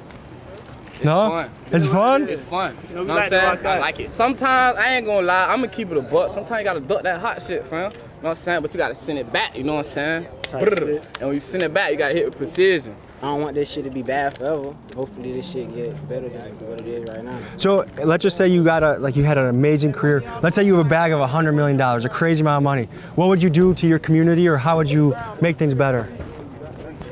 Open a basketball team, YMCA, whatever I could do. I just did like a turkey drive, like Thanksgiving. That's good, man. I couldn't do it here because Too live? It was just it's a little too. But I'm good in Miami. Hopefully I could do it at Christmas, something like that. I dig that, man. I dig that. How did Kodak find you? Instagram. Yeah, so you didn't know him before you made music? And he just said, how did that go? Did he DM you, or what did that look like? I wasn't really a rapper like that. He was trying to get me to rap. So I made like a snippet, and Kodak had liked that snippet, and then he was like, do it again. So I did another snippet, he liked that one, and And then just randomly, like 3 in the morning, he just text me like, where you at? He said, let's go to the stool. Boy, got in the stool, got 7 songs in, first session. Yeah? Legendary. You were flowing, huh? Legendary, bro. So, Legendary. I was just in San Antonio, and sipping syrup is really big over there. Yeah. What's it like? What's the scene like in Florida? That shit too. We partner You pop them yurts all day long. What is a yurt? We should just turn to a perky. Percocet? What I'm on right now. Know what I'm saying? Do you want to I'm okay. Do what we do. Do you want a perk? Okay. After you smoke your black bushahah, then you need some weed. And you up now. And then that's when you feel me, you're going to be talking to God. If you could record anyone in the entire world, who's on that list for you? Drake, I guess. That would be a big one, huh? If he said... Dirk. I met Dirk already, though. So when you guys are out like this, you never worry about police? Nah, bro, they can't catch us. This really our shit, you heard me? They can't catch us. Make them work. If they want to do their job, make them work. Everybody human at the end of the day. Fuck them. Fuck the police. I know what time it is with me. They can't stop this shit. And the kill, they can't stop this shit. They can't stop nothing. Nothing, homie, nothing. So here's a question. People are obsessed with gangster rap. Like, there's white suburban kids, there's Asian kids that have never been in the streets before, but when they are in their car, they're listening to shooter music. What do you think about that? Like, why do you think gangster music is it captures so many kids? Because it's up tempo and it gets your blood pumping. So, and you bring that demon in. People like music that make them feel so, you feel me? What do you think about cultural appropriation? Is that a real thing? Is that something that... I don't know what that means.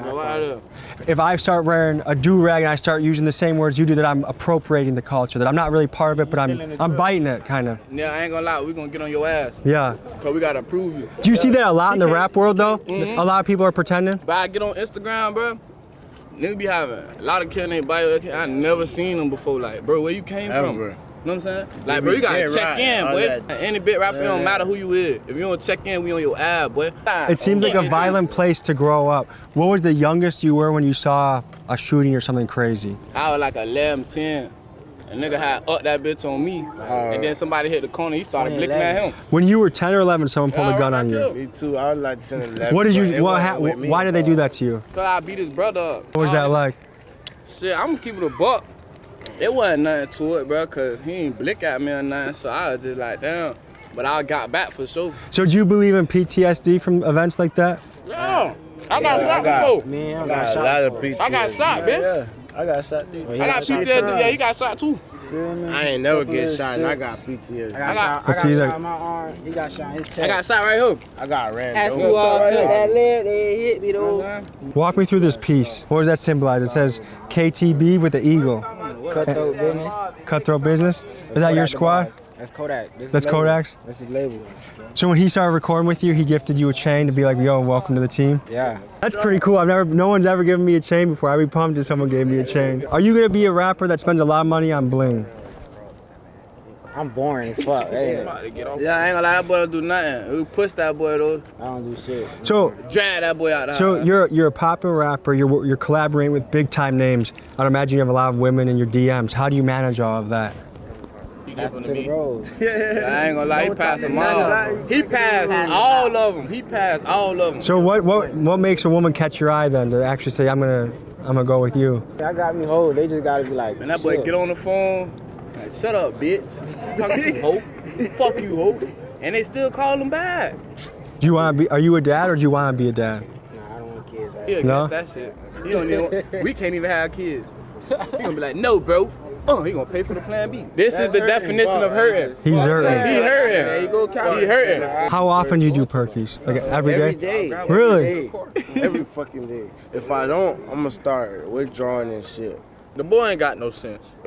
The boy lost his mind at 17. The boy ain't got no sense. What made you lose your mind? 15. 15. I seen a lot. Hurting. He seen a dog get hit by a car. And then he got hit by a car. The crazy thing is the car wasn't even moving. I'm smoking. What? So who would you say is someone like you look up to? They're either a role model or a hero to you. Who would you? Yeah, Kodak. No matter what I say, yeah. So it sounds like for a lot of the time you didn't know you wanted to be a rapper. What did you want to be before you knew you wanted to be a rapper? I got you. Pink shit. Yeah. Boy, that pink wood really. Is that would you say that's a lucrative business?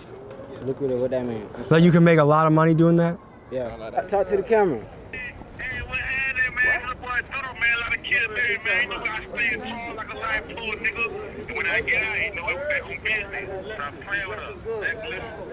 Gang, gang, baby. For sure, brother, for sure. You seem like a guy that when you make enough money, you're gonna just go quietly and just peace out somewhere and just. That seems. Am I right about that, or is that? Yeah, I be peace out and just try to uplift everybody around me. That's really the man. Hey, you got young rich niggas too now, you feel me? Know what I'm saying? My brother, really, man. That looks like a piece and a half, man. Did your neck ever get sore from holding that chain up? Hell nah. If you don't mind me asking, how much did that piece go for? 45. Jesus Christ. Can I hold it for a second? Ooh. This is how Arnold Schwarzenegger got big. He just went to this block and lifted up this chain, dude. Definitely, he sure did. Fellas, how would you describe this area in 3 words? Don't get killed. Don't get killed. There's plenty ways to die. No cap. You know, if I was president, I would think like, how do I make places more safe? If you guys were president, what would you do to Lauderhill? More guns. Huh? Nah. Shit for the, you gotta do shit for the jet, the youth. This shit never safe over there. Do you feel like the youth are lost because there's nothing for them to do? Ain't shit for doing. I ain't gonna lie, man. Where to go? You gonna wild out. We used to have a corner store, but they shut that shit down. Like, were you guys in sports? Were you guys? Yeah, I ain't gonna lie, we all play football. I played football. I was like that. Like that, man. Like that. Big number 2 now. I hit a nigga with that. You know what I'm saying? Just straight head. I got CTE, bro. I got CTE, bro. That shit made me stupid playing football. I ain't gonna lie. You know, CTE makes people reckless. I'm reckless. Yeah, it's. I'm reckless. Trust me. I'm the reckless one.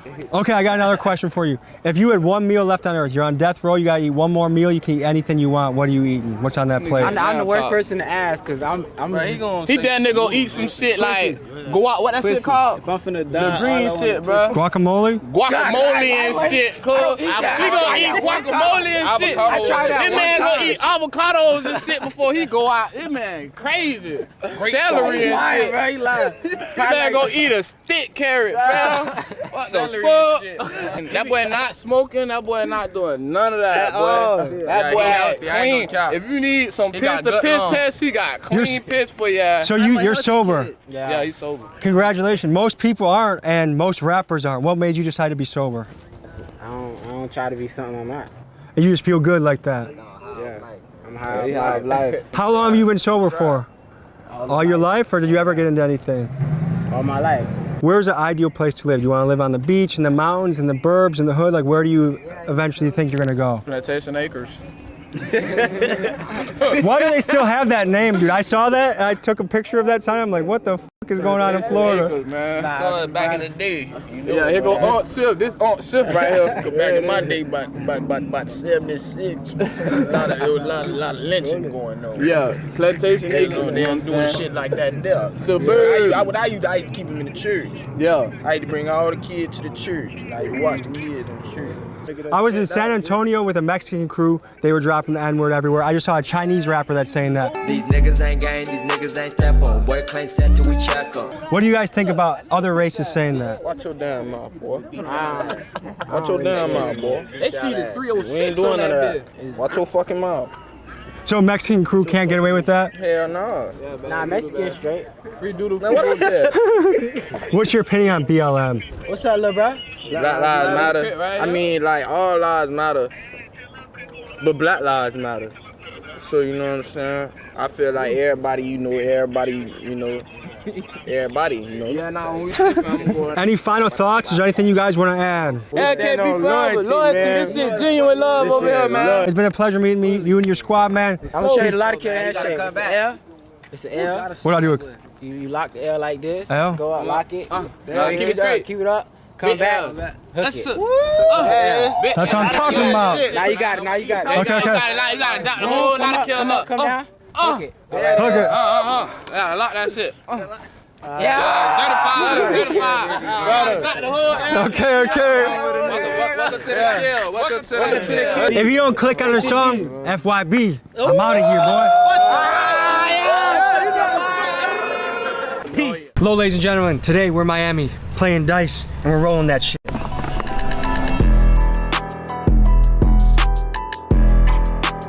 There you go. There you go.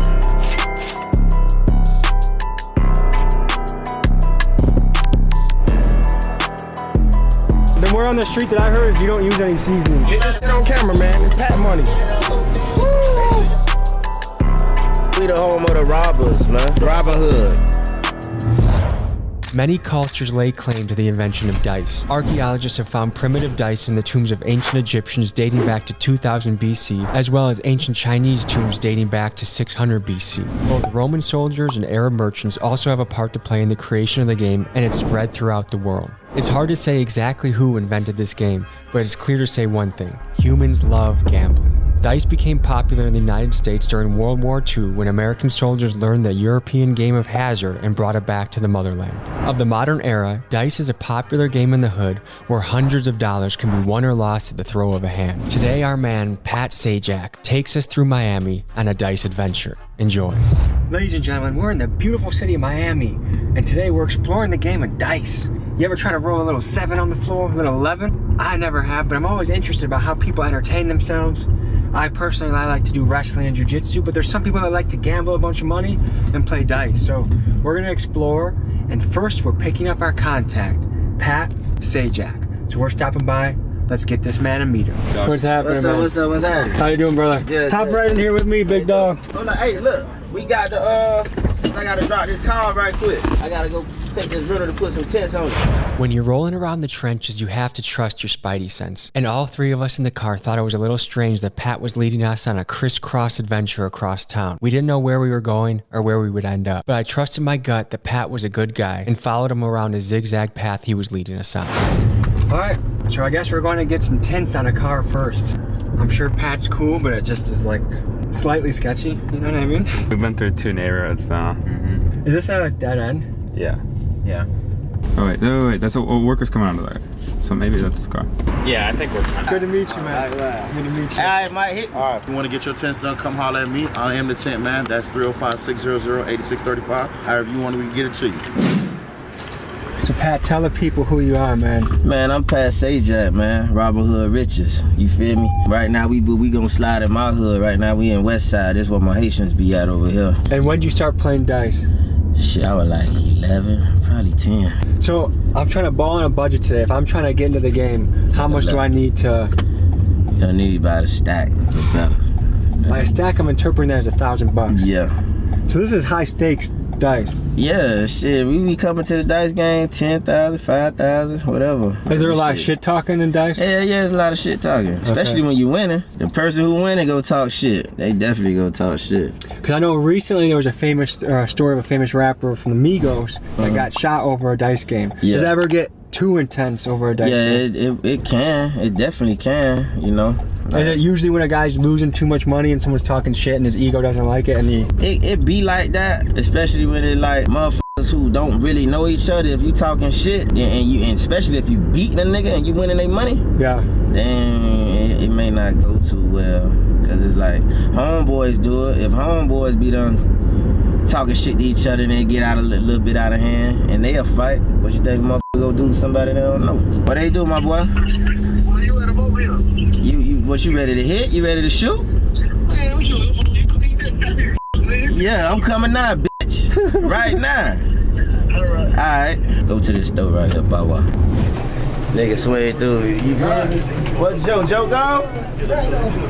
He in the office? Hey, Joe! Check it out, Joe! That's my boy right there, Joe, man. Oh, so you finna put my camera this time? Yeah. Not gonna get me out this time? And my boy Joe, man. Bow Wow, you know? Jitterbug Days. Yeah. Robin Hood. Yeah. Straight, y'all won't say? I'm okay, thank you. I'm good. You got your eyes on. A little snack to get you going? Yeah. I'm hungry as fuck, man. I got little slot machines too. Yeah. Yeah, man.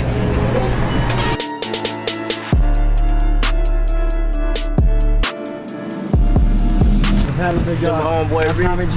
Tommy G. Nice to meet you. What's happening, big dog? How you doing? I'm I'm Tommy G. Nice to meet you. Yeah. We the home of the robbers, man. Robin Hood. By the originals. We was always known for robbing. What's book snatching? Snatching books. So someone has a briefcase full of money? Snatch it and get up out of there. Well, if I'm gonna snatch someone's books, I probably shouldn't have worn my Crocs. I probably should have worn my Nikes. Yeah, you gotta wear the tennis shoes. Damn. So how old were you when you started rolling dice? Before I had to be like 11 years old, we rolled the dice at the park. When you win the first time, you know, that keep you coming and coming and it's coming. It's intoxicating, huh? Yeah, we can skip school just to go to the gambling house. Yeah. Hey, so I'm gonna be going into my first dice game ever. What advice you got for me? Listen, man. Hey, one thing about it.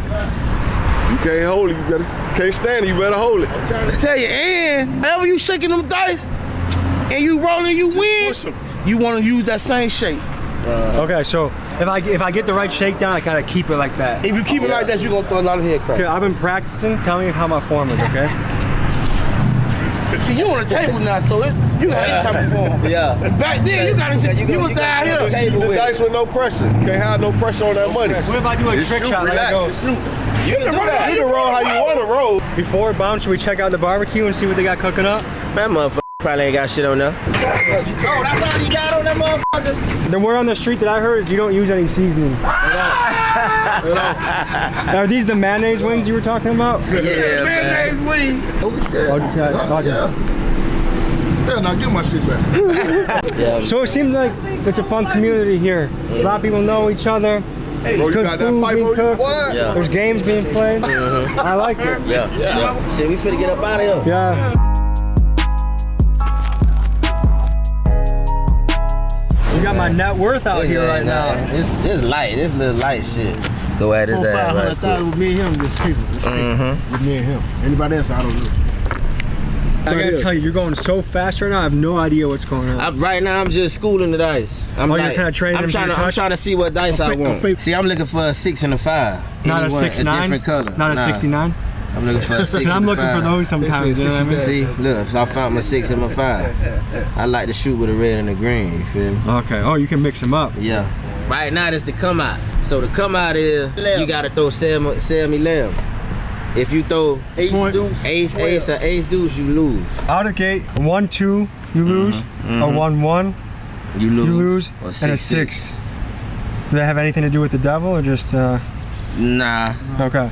Just crap. So now, when you roll 7 or 11 on the come out, I win. 20. Whatever you put down. Whatever you shoot in the main, that's what you pick up. So if he wins and gets your 20, how are you feeling about that? Nah, just gotta put back down, go back at it. Yeah. Go back, yeah. Go back. Man, I'm past Sage Jack, man. Robin Hood Riches, nigga, CEO of this shit. And I specialize in killing. Yeah, this your boy Law Boy 95, all the way from the 9-5. They call me Lamb Down Law. Yeah, my specialty is knocking a nigga out. Hey, I specialize fucking nigga bankroll up, man. That's me, money low. Special fucking nigga bankroll up. What's going through your head right now? What's your strategy? Get this money. That's my strategy, to get this money. Okay, Pat, what's your strategy right now? I got to bust his ass. Yeah. Shit, I gotta get his money. This I got heat for him. Yeah. That kid, I got heat for that nigga. Like heat. Me and him got heat. Like we used to really I bring out 20,000, he'll bring out 20,000. We go. $20,000? Yeah. Not pesos? Nah, cash money. You want to call it El Money? Call it El. So now I'm coming out. This to come out. Peso El Money. See, you win. 11. Woo. So I pick up 20 right there. Boom. See now, this is 10. Okay. So look, the point is 10. He's right? Upping the ante quick. Yeah. So you got either match him or fold? You know I'm for the bet 100. And how much was this? See, we play different in Miami. That's like 200. How come you only have to put 100 down and he puts 200 down? Okay, see, we play different in Miami. Like out of town, every point they bet the same amount. He might bet 5,000. That's like poker, you match, I bet 5,000. You feel me? Yeah. But down here, if you roll 10, like I rolled 10. But if I roll 4, that's double money. So if I drop 100, he gotta put 200. If I drop 1,000, he gotta put 2,000. If I put 5, he gotta put 10,000. All right, this is a complicated game, but I think I'm picking it up. I think I'm picking it up. I nodded my head like I knew what was going on, but in reality, I had no clue what the hell was happening.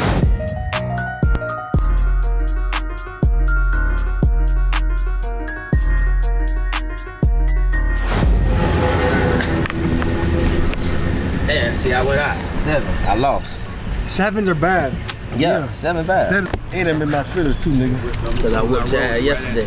A couple days ago, not that. Told you. Right back. A 4 is a win? Yeah, cause that's what I wrote. I had to roll a 4 before. 40 more, hold on, dice tomorrow. 40 more. Push your 40 more, man. It's very back and forth. Huh? Yeah, right now, it's gonna run. It's gonna run in a minute. It's gonna run in a minute. And when does it end? When one of us get broke. When one of us broke. That money hard. You around, give me something like. I tried to bet you 200 on that. Well, I was on you. You ain't do something. Yeah, I tried to bet you 200, motherfucker. Another phone, man. 8. Now I got a match. Yeah. You know you feeling yourself. Show the people how you get down. No? Oh, there you go. There you go. There you go. It's over with for ya now. I'm finna let Tommy shoot, man. Go pick you 2 dice, man. Let me feel us out a little bit. The producer? Hey, this one's for Big Berth, though. Get up there. Oh, you won. Get to it. Get to it, Hot Tommy. diggity dog. Hold it, man. This man paying the deuce with my money. I'm putting that away for safekeeping, all right? Rice, man. I'm sorry for taking more of your money. I know it. I ain't fresh, though. Oh, you lost right there. You gotta give that dub back. Keep going, man. You scared? Oh, I keep rolling. I keep going. When do I give him a turn? No, he don't shoot. He a bookie. Without a bookie, you can't shoot. Because another shooter ain't gonna fade another shooter. So you're a key element of the game. Without a bookie, there is no game. Yes. So you're like the house in the casino. Yeah. Yeah, I can be that too. Okay. Here goes your house then. Okay. Uh-oh, pick up. 11. Keep going. Oh, let me just... Get his ass. He don't like that. He don't like that. He's styling. 8. Is that back? Nah, I'm bad with you. Okay. You gotta roll another 8 now. We gotta show how we get out. Let's go. Bet, man. Bet. Bet. Watch this, ready? Oh, your money. Bet. 9? Nah. Where's 9, man? Nah, you gotta roll an 8. You're gonna get 8. Yeah, I know it, buddy. Oh, pick up. Get all that. Get all that. Show what you want, man.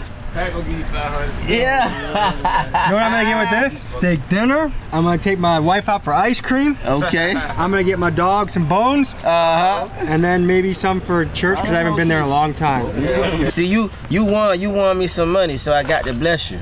Yeah? So if you shoot for me, if I let anybody shoot the dice for me, or I let my little homie right here What happened shoot if I the dice, lost a bunch of money for you? If you lost, you just lost. But I made the decision to let you shoot. So that's for you right there. Oh yeah, Pedro. Wow. You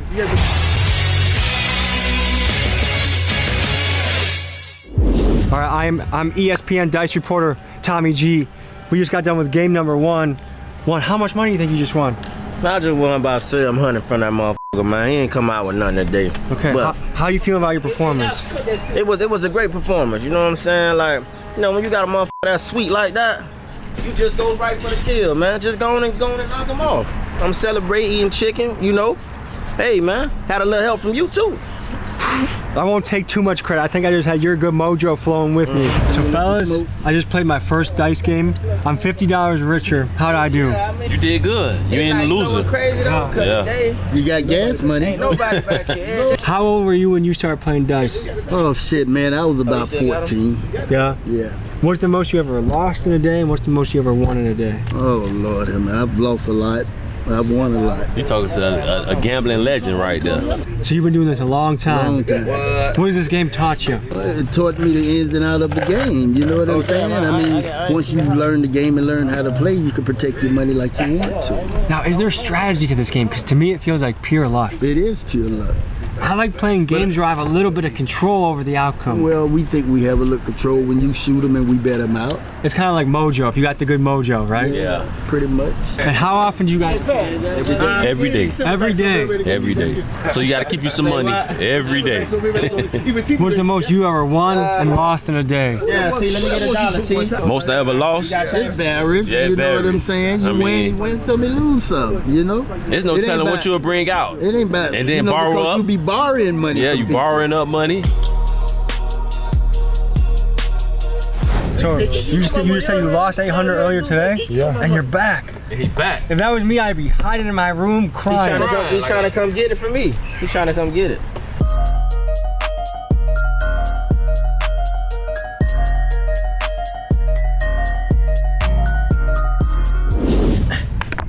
Yeah? Nah. There you go. There you go. I'm getting all his money, man. Y'all watch it on camera, man. Dummy. Pull this shit back out. Pat, we did good the first game. Make sure the camera get all this, man. Make sure the camera get all this, man. What do you think? Cheese, man. No, because the dice can turn around. I'm getting. Just because you're losing right now, don't mean you're going to keep losing. Shine away. Yeah. I gotta make them motherfuckers. Pat, what's going? That's 7. What's going through your head? I'm getting all his money. Y'all look at it on the camera. All right, would I be a good friend to Pat if I say, hey, let's take a break away from the table and regroup? No, you a bad friend. If I try and bring him away from the table to just regroup and get the mojo back. Yeah, that means you can do that. Let's do a pep talk over here, all right? They're not as tough as us. They're not as strong as us. They're not as smart as us. We're throwing what do we need to throw right now? We gotta roll the 10. Okay. At this point, I was real nervous for Pat. He had won big game 1, but the tides were turning game 2 and he was losing. I was tempted to talk him out of the game. None. Huh? That's how you go get it. He gonna be quiet? Nah, I ain't with it all. Hell no. He still got my dubs. 3 times. He's doing it again. 3 times. This is some high stakes shit. Hey, listen, man. Listen. 2 more good points. He broke. He just got to bet the way I want him to bet. Pop, pop, pop, pop, pop, pop, pop, pop. Get your ass out of here, boy. Keep getting lucky. Now he's shaking him up. The tides are turning. Yeah. So this is a situation where I would have tried to talk him out of it, but now I would have talked him out of a lot of money. Nah, we got him. I agree with his opinion. He should have said me because now he's doing good. Okay, what do you love about the game of dice? The money. Yeah? What do you think about the risk of dice? Is it risky? Yeah, it's very risky. You lose your house, your car. What's the biggest thing you ever lost to dice? Probably like $3,000. Do you consider this a sport? Hell yeah. Yeah? Have you ever had a girlfriend get mad about dice? Hell yeah. Yeah? It ended a lot of relationships of mine. Really? About 120, right? So he got to drop 240. So this where the pressure get applied at. They scared of these numbers right here. For some people, that's a whole day's work. Yeah. 360 is a $25 an hour all day. They done made it 6 in the head. Oh, I like that room. I'm sweeping them off. Get this shit on camera, man. It's Pat money. Are you gonna keep going? Yeah. Pat. I'm after this. And this is the dark side of gambling. When you're in deep, you double down and you have the chance to lose even more. It's an addiction. You know how people do drugs and it's a habit. It's an addiction. You want to get it back?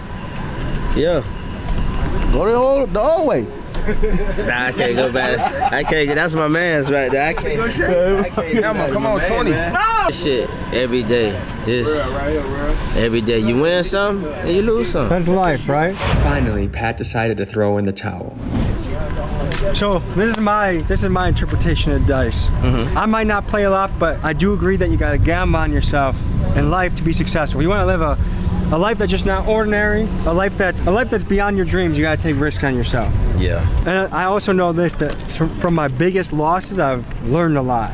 Yeah. Like for instance, getting fired from my job was one of the best things that ever happened to me. Getting broken up with a girl I thought I was gonna marry helped me choose a better wife in the future. Anything you gotta add to that?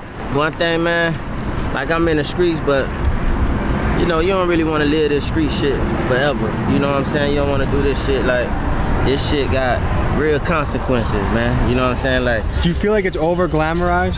Yeah, it really is, because you know, I really and truly supposed to be in prison with a life sentence right now. But the grace of God, you know, I'm here. I could have got killed. I done been shot up 2 different times, you feel me? So like, I'm just thankful to be here, you know what I'm saying, to be doing my little music shit. And Miami really gravitate to my shit, you know what I'm saying? But like I say, like I just gotta bust the door open with it, man, and you know, do what I need to do. Guys, I got his music in the description. Blow it up, drop a comment. Big Dog's Gotta Eat, show him support. We had a great time going through Miami, learning the sport of dice, and thanks for letting me play with you. Already, anytime, hey, man. You good. You appreciate good you, me, brother. You good with me. For all the merch orders, I'm gonna pick 2 merch orders, put a Polaroid in, okay? And then I'm also gonna put dice in one of the merch orders. Some souvenirs from the moment. And guys, we'll see you next. We've seen this situation spiral out of control during the past 5 years. It's a complex problem, and the city's plan isn't working. It's impacting businesses, residents, and the hundreds here on the streets. Seeing this just makes me like so sad. And when you're using, you don't realize it. It really like opens your eyes to just how bad it really is. That's really zombie land. Nothing but zombies walking around. That's really their world over there. You ever hit Mass Ave? That's geeker land.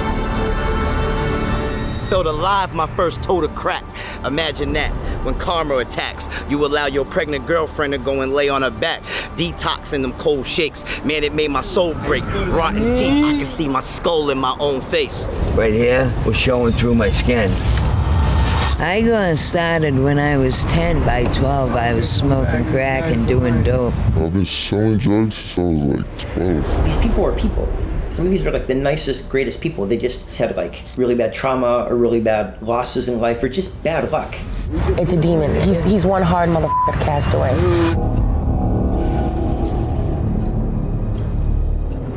Perhaps no place in America better exemplifies the opioid epidemic than Boston's Methadone Mile. Each morning, hundreds of addicts line up at methadone clinics to get their dose, hoping today won't be the day that they relapse. In the 90s, Big Pharma flooded the market with pain pills, getting millions hooked and walking away with billions in profit, all while facing little to no consequences. But the aftermath of what they did is still visible in the streets of Boston today.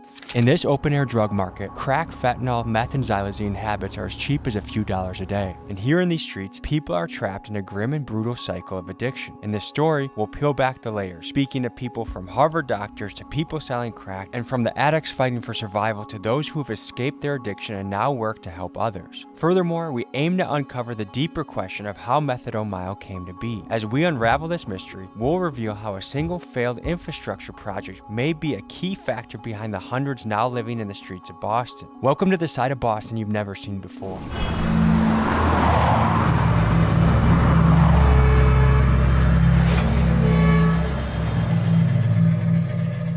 If there's any place in America that has been affected by the opioid crisis, this has to be one of the ground zero spots. So something interesting in history, guys, is that way back in the day, Boston had a very booming opium trade. And actually that's one of the main hospitals in the area of Methadone Mile, Mass General. The endowment was funded by the opium traders. And we got a lot of Chinese folks addicted to opium. Fast forward to today, now Chinese fentanyl is flooded our streets, and the very hospitals that were created from that wealth of the opium is now being used to help fight fentanyl addiction. So it's interesting the parallels of history, how it weaves and ebbs and flows. The first guy we're gonna meet with is a guy by the name of Eric, who also goes by his rapper name, Exit Fame. By day, he's a recovery specialist that helps people navigate their own addiction and get better. And by night, he's an artist, he's a rapper. He's actually on tour right now. Nice to meet you, man. Nice to meet you. Welcome, guys. Good, good. What this is, this area, this is what they called it, Mass Ave, Mass and Cass, Methadone Mile. This is a halfway house right here. It houses like 90 guys. A lot of craziness happens in there. I've been to a lot of halfway houses myself. I've been out here, stuff like that, but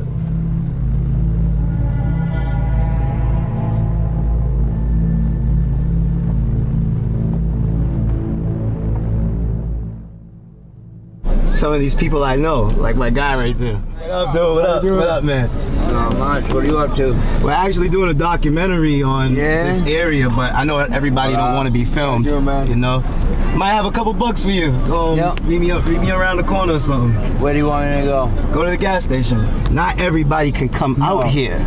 You know what I mean? Bottles chucked at our car if it was just us here. Yeah. How long have you been sober for? 5 years. What did it take to get that, to get it clean? A lot of pain. It's crazy because I'm a recovery coach with Gavin now. I'm working in Black Israel hospitals. I came from circumstances, man, where I was a follower. You know what I mean? Being a follower, it put me in situations where 17 years of my life in prisons, DYS, you know what I mean? Without Eric with us, we would have gotten a very aggressive response. I mean, these are people that are suffering in a very difficult part of their life. But because Eric was such a well-respected and known figure in the area, when they saw Eric, they wanted to come by and share their story. What happened to your hand, man? Xylazine. Yeah? Yeah. It literally eats like the tissue. It's supposed to like mimic benzos. What happens when you do benzos? I black out and I pick up charges. You like to fight when you're on benzos? No, I like to steal things. I'll wake up like 3-4 days later going, what happened? In the midst of Methadone Mile, you got business owners, people living here, people that are just fighting to survive, pay rent, pay the energy bill, and have to live with hundreds and hundreds of users all around them. And so we're actually going to an auto shop to talk to people about what it's like conducting business. Every day you get like 2-3 boosters trying to come and sell me stuff. They'll steal it from like the local South Bay over there. It was a fentanyl deal that got arrested right in front of us right here.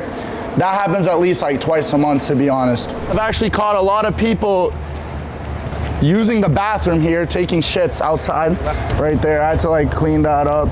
It's pretty dirty. That is human shit, yeah. I'd say on a week we get at least like 2 cars breaking into so they can sleep in there. For example, I got that car right there with a broken window. Obviously it's a junk car, but they still broke the window and they sleep inside the car and stuff. So I had this dude, he used to work for us, he used to like help us sweep up. So one time I gave him my car to go basically get a part from the part store down the street. The car keys had the keys to the shop. Me, I wasn't thinking that he would go to Home Depot and copy the key, which is exactly what he did. He came in with that copied key, stole the whole shop, basically robbed it all. Robbed TVs, even robbed the vehicle that was in here. You can see like what a mess it was, honestly. There was like pipes on the ground. There was I'd say at least like 10 needles, to be honest, because he came with like at least 4 people. So you've tried to employ people from the area? Yeah. And try to help them, but yeah. Would you do it again? No. Well, we've been in a couple facilities together.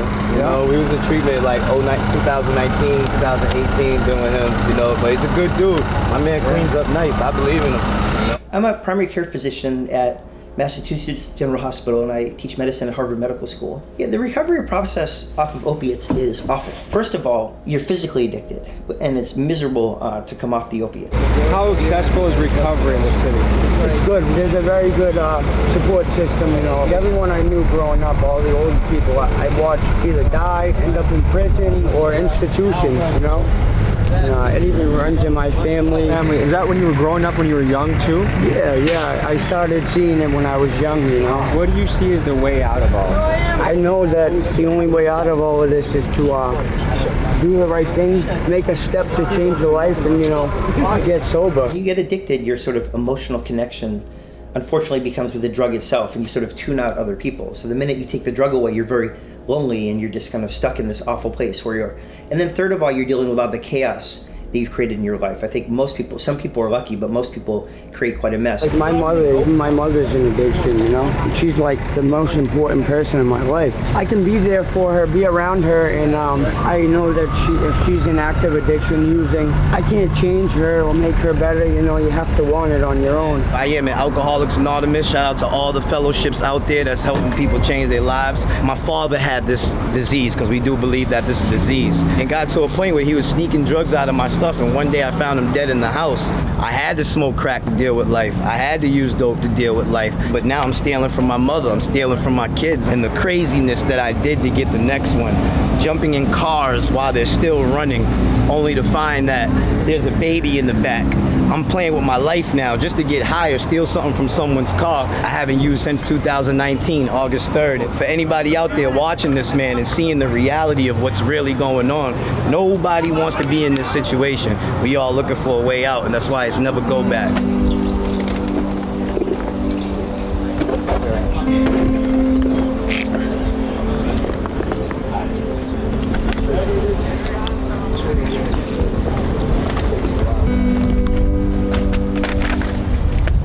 Two of my uncles and my cousins is out here right now. I'm hoping I can run into them. I'm basically right now spreading love through food. How much did you go out of pocket to make this happen? $500. So how do you fund all this? I'm blessed. Yeah. People give to me, so I give back. And what kind of impact you see, or what kind of interactions you have with people that are feeling cared for, maybe for the first time in a week or a month or a year? As long as somebody smiles. You hungry? No, baby, this is free. You moved down here from Florida? Yeah, I've been out here since 18, started using dope. My kid's mother first started using needles. I never used a needle in my life, bro, till she hit me. Hey, what's up? Motherfucker, where you been to? I've been locked out. He said, I've been locked up. That's my dude. You gotta get your ass back in treatment, man. I've been home for a year and a half. I just wrapped up For real, go. I didn't even recognize you at first. I was like, oh, that's fucking Jimmy. So it's really encouraging to see, like, even when you dive into the weeds, that one of the first things we jump into is people that are actively giving back and working to help make this place better. So we got this lady here that set up the food. We have Exit Fame, who every single day is in the trenches trying to help people, bring them to recovery. What got someone to a place that they started off as a cute little healthy baby to someone on the street? And that's part of the mystery that we're unraveling.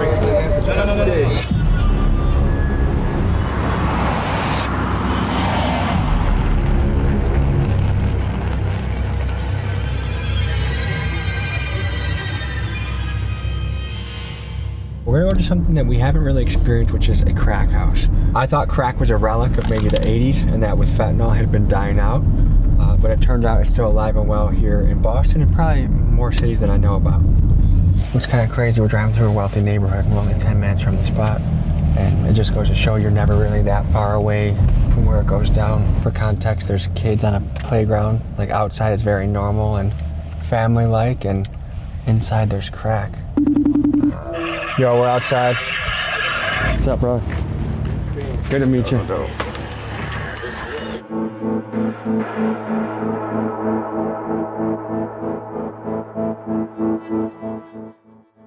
Alright, you here with Chef Twin. We're gonna show you how to turn this into a cookie.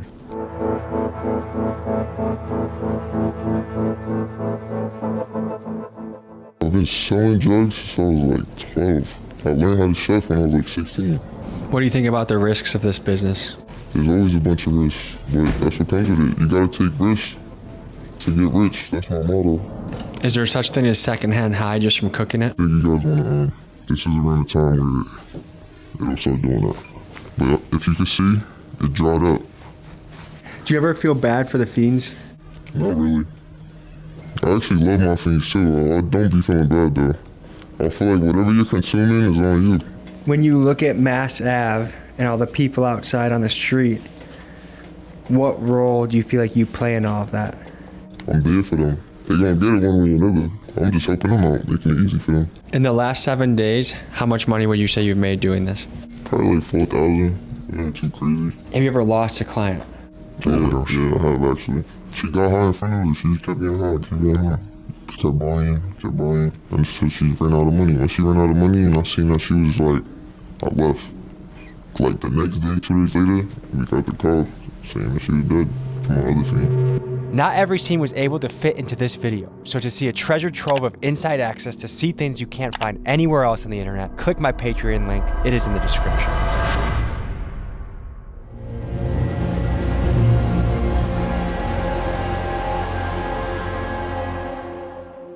Good morning, everybody. It's 7:30 here. We're up early to see what the methadone clinics look like right now. Apparently there are lines around the corner. This is when everyone gets their dose of methadone, and we want to see what that's like. Opioid withdrawals are often so intense that they stop people from even trying to detox. But instead of enduring the agony of going cold turkey, many users turn to the synthetic opioid methadone. While some say it's just another drug for users to get hooked on, others celebrate methadone's ability to reduce substance cravings and withdrawal symptoms. And that's why you see all these people lined up here early in the morning at these methadone clinics. For some, it's their lifeline to recovery.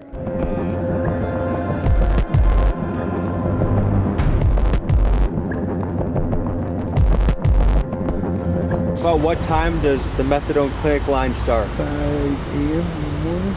So people are up early. Yeah. So people are wondering, does methadone help the problem or hurt the problem? It helps the problem. Hey, what's up, man? What's going on, brother? What time do you guys get up and get ready to get in the line? I get up anywhere from like 6 to 9 when there's no line. When you first receive a dose of methadone, how do you feel after? So it takes about 15 minutes for it to kick in, but after it kicks in, I feel like just relaxed, more or less. The same. Normal. Like, is there a high or a buzz to it? No buzz. So would you say it helps your life? Definitely, it honestly saved my life. I've been on drugs on and off for 10 years. I tried Suboxone, Sublocade, what's the other one, Vivitrol, all the shots. Yeah. And I've noticed Methadone is the one that really helped me the most.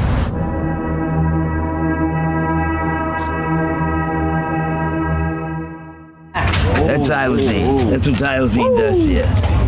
That's from xylazine? Yeah, it's all from xylazine. My head too. See how it's all I know people that sniff when they get it. Yeah, that's what that's from too. I had one point with my shin bone here, right here, was showing through my skin, right here. And it's gotten to get that way again anyway, but all this is from xylazine. The back here, these cuts, this one here, I could put my finger through before. But yeah, nasty. A lot of holes. The nasty, see how this is all in here. Like, How much did a rough childhood play a part in where you are today? Huge. I went through the whole Catholic priest thing, and I will say that was the biggest thing that made me want to use. I got started when I was 10. My brother was 5 years older. He got me selling weed by 10, and by 12 I was smoking crack and doing dope. Where were your parents in all of this? Too busy to give a fuck about us. My father just beat the shit out of us every day. And my mother kind of wished she never had us. She said it all the time. And she didn't even cry when my brother got murdered after he did 12 years in Walpole. She didn't cry at his funeral. I miss my brother every day. Addiction has to do a lot of times with like untreated trauma or untreated anxiety and depression in your life. I mean, these people need mental health care. I don't know how these people manage to do it if they're living on the streets, no health insurance, no job, no supportive community. We've really got to meet them where they are. These people are people. Some of these are like the nicest, greatest people. A lot of them just had like really bad trauma or really bad losses in life or just bad luck.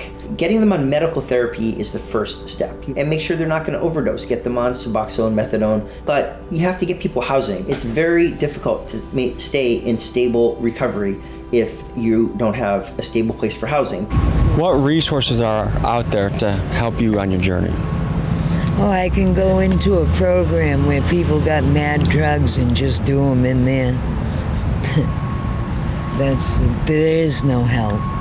So the biggest misconception is that we have these happy hedonists roaming around, whereas the people who are addicted are the most miserable people on the face of the earth, and they desperately need our help, care, and attention. After you smoke crack, you get resin and you get a push. And unfortunately, this is this little bit will get you going and turn into a day of a devil chase. We're sitting here interviewing, but this is not something that's to be glorified. This is a disease that we're facing, and it's a mental trap.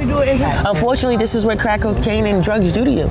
For anyone who's watching this, I would say, if you're not doing drugs, don't do them. But if you're doing them, do them the best, the safest way you can, and just try to stay conscious and stay strong, and eventually you'll get through it. So what's the penalty if a cop sees this? Nothing.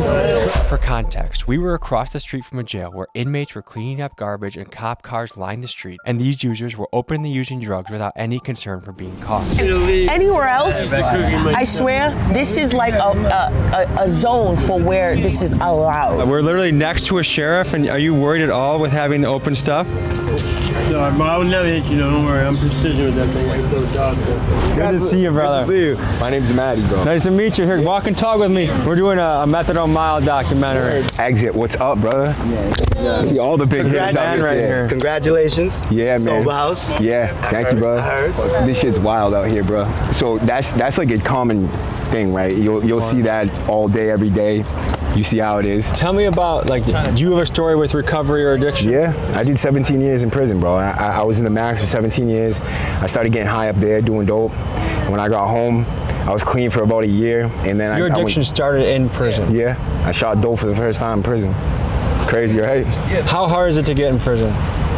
your deal is next door. You know what I mean? They'll cuff it to you, do whatever. So as a former user, taking away the tents, does that help the situation or hurt the situation? Bro, in my opinion, they took people out of a secluded area and put them right on Front Street, bro.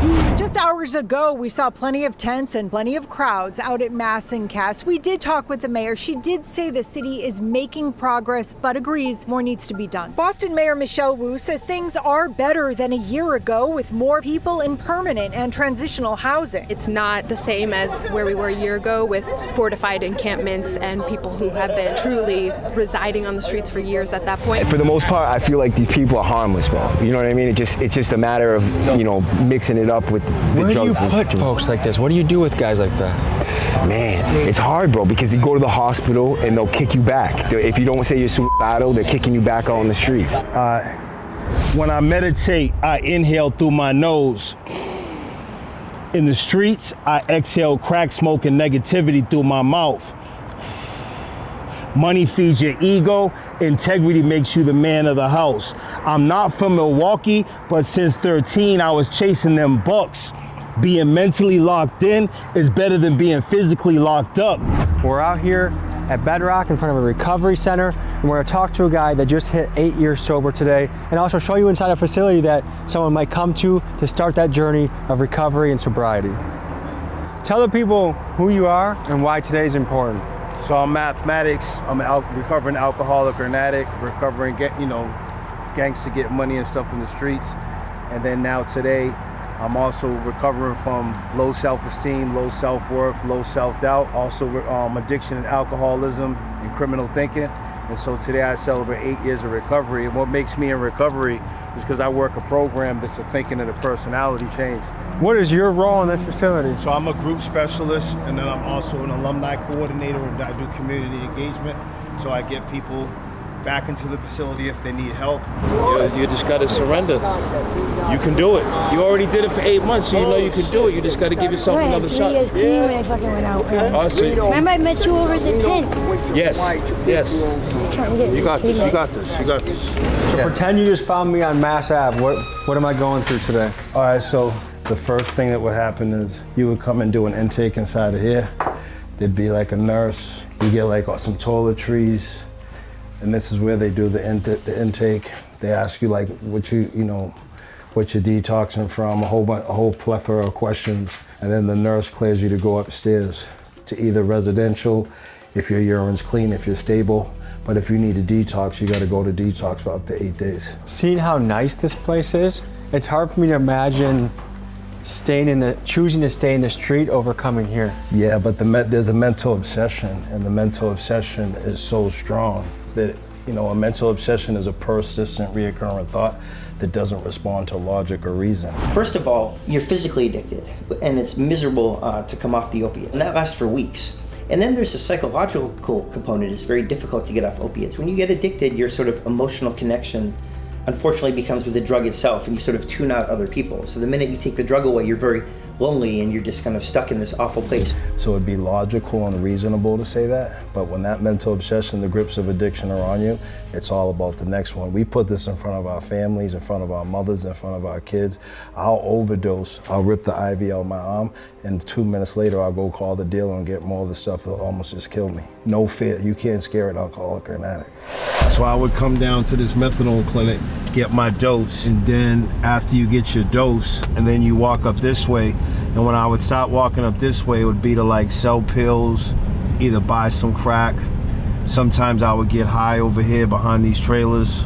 So this is the infamous McDonald's. Before you could sell drugs out there in the open like it's going now before COVID, most of all the drugs were sold through the McDonald's right here. What is the recovery rate? If they come in here for an 8-day treatment, what is the percentage chance they're gonna? 1 out of 10 make it to 30 days.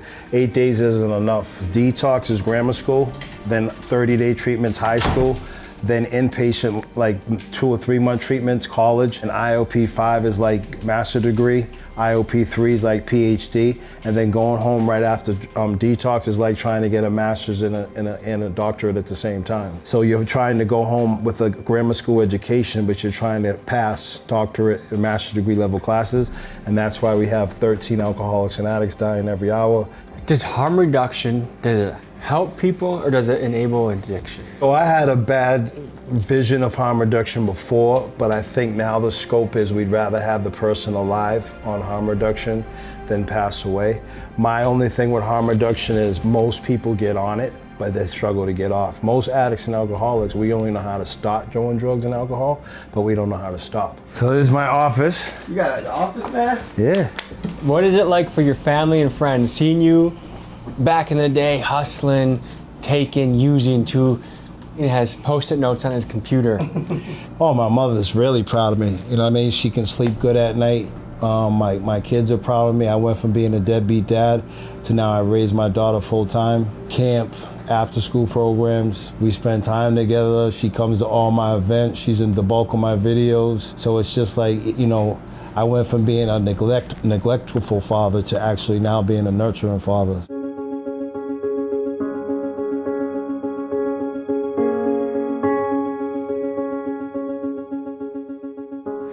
To uncover the origins of Methadone, we brought together a powerhouse of Boston legends. From Millie's, the rapper who's putting Massachusetts on the map, to Bean Shooter, a former addict and frequent flyer to prison, and now a guy who transformed himself and became an entrepreneur, comedian, and a source of inspiration for those in recovery. Together, we chartered a boat and sailed towards the remains of the missing Long Island Bridge, a key piece of infrastructure that we believe holds the key to understanding how Methadone came to be.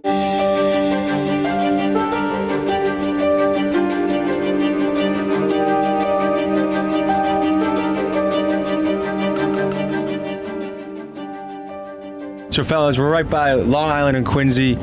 Tell me what this island means to you in your journey. As far as I go, you know, I was always going out there to detox in Long Island or Andrew House recovery on the island, which you could go out there to detox. They used to drive you over the bridge. They used to have these buses at night and all the homeless people would line up and it had a fenced-in area and they'd bus them all over here at night. And then in the morning, you know, you'd go back. And then when they closed the island, they closed the detoxes, and the homeless were scattered all about, and they all ended up down on Mass Ave. Tommy, this is where we can dock up right here. So we're pulling up on the dock, the Long Island, Quincy. From what I understand, it's entirely abandoned. So we're gonna check it out, we're gonna investigate. It's like some Shutter Island type shit. We might have to hop a couple fences. Boston PD, you guys can come get me in Milwaukee, all right?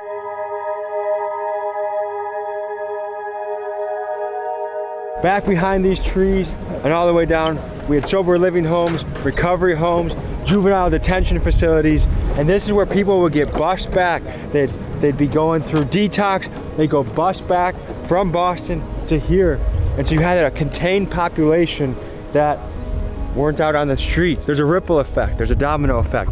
One little thing leads to another, and it's crazy how one little bridge has led to hundreds and hundreds of people on the street, which has led to family members going missing, people living in tents on the street, and all because one little bridge started the domino effect. It's a strange feeling being back here, you know. It just reminds me of, you know, being dope sick and going to detox, and it seems like another lifetime when I was coming out here all the time. You think we're the only people on this island right now? No, there's got to be someone else out here.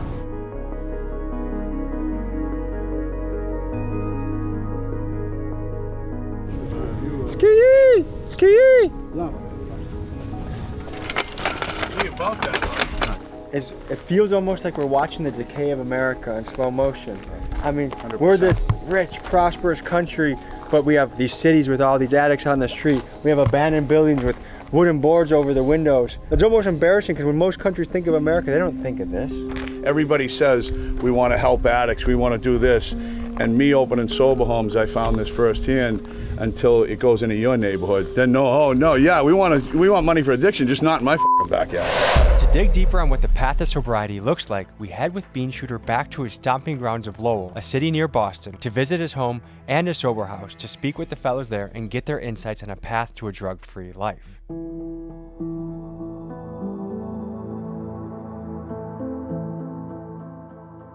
That's my prison mugshot, actually. What'd you go away for this one?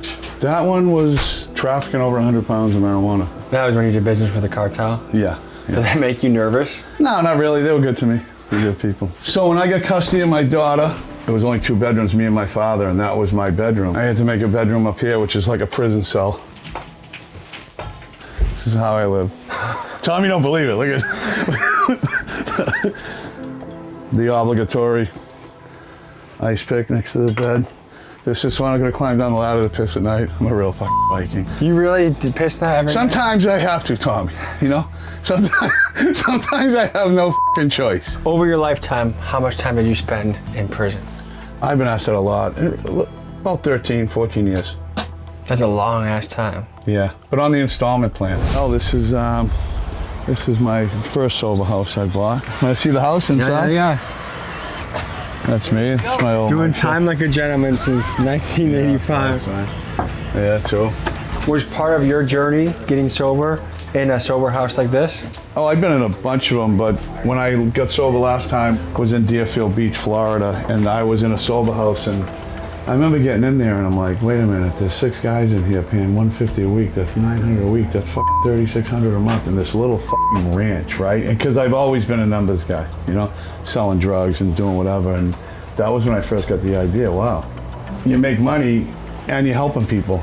Like anybody will tell you that's a recovering addict, helping another addict helps me. So guys here, how long have they been sober for? Everyone's different. I mean, I got a guy who's been here almost 4 years. You know, I got some guys who got out of detox a month ago. So and then sometimes people relapse. I had a guy recently who just relapsed. I saw him and I knew he was high. You know, they can try to lie to me and I'm like, oh, I'll take a urine right now. And I'm just like, hey, listen, you already failed it. If you already failed the eyeball test, like I'm not even gonna waste a fucking cup on you. And 99% of the time they'll be like, all right, you know.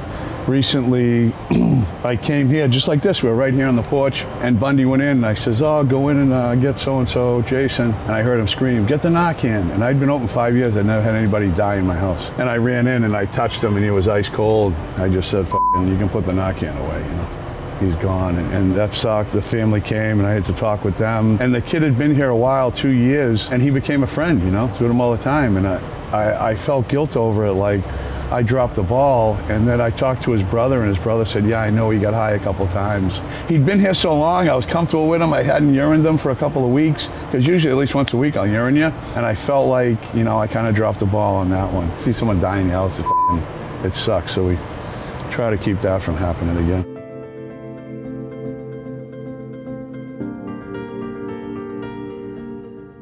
So Lopez, tell me, how far into your journey of sobriety are you? Right now, I came here November 6th of last year, but my recovery is good. You know, it's been a struggle and a roller coaster. How many days in are you? Altogether, since last year, it would have been 10 months. Just driving around here, even a few blocks around here, there's a lot more people out in the park.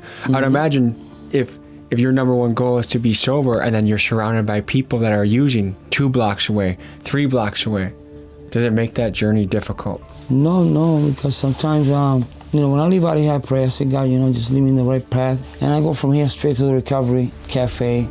You know, I don't like to pass through the park today because they all know me. I know everybody from Lowell. And, you know, it breaks my heart just to see a lot of my friends on active addiction and I can't do nothing about it, you know. How many people do you think you've lost to fentanyl? I've lost a lot, over 30 at least. I've seen a lot of dead people in my life, man. A lot of faces that I'm always dreaming about. You get traumatized, man. Look at that guy's colors, blue and gray. I mean, it's just sad, you know. Lopez, thank you for sharing your story, man. We wish you the best on your journey, okay? All right, man. You manage a sober living house. What are the biggest hurdles keeping 12 other people in this house sober? They go out, they do their thing, they come back in here, and a lot of them, they start drinking, they start doing whatever, dope, whatever. And I'll try to work with it. You go to rehab for a couple of weeks. If not, you get the fuck out.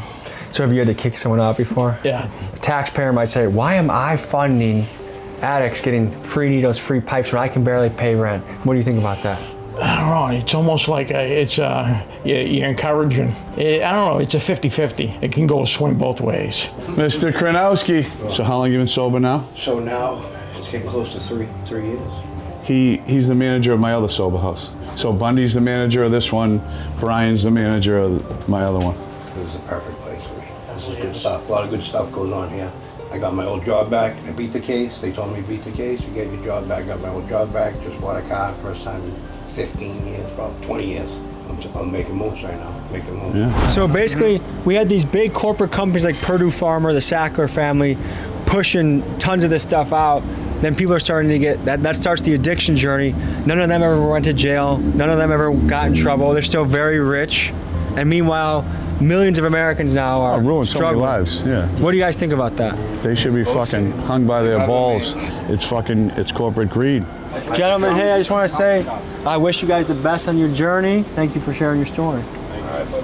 Take care. It's honestly fucked up that Big Pharma can run amok, racking up billions in profit and leaving a trail of millions in misery in their wake. Also, a few top shareholders can pop a cork from their stupid yacht. I wish we had politicians that actually represented the people and protected Americans from companies that care nothing for their impact on the world, but only for their financial bottom line. But perhaps I'll address that in a future episode when one day this channel goes on an absolute fucking rampage exposing Big Pharma. And while we all are aware that some shadowy corporate villains are in our crosshairs, let's end this episode by celebrating the local heroes striving to make a difference. Exit Fame, Mathematics, and Bean Shooter. I have their Instagrams tagged in the description. Please blow them up with positive messages. And finally, to the people out there struggling to be sober.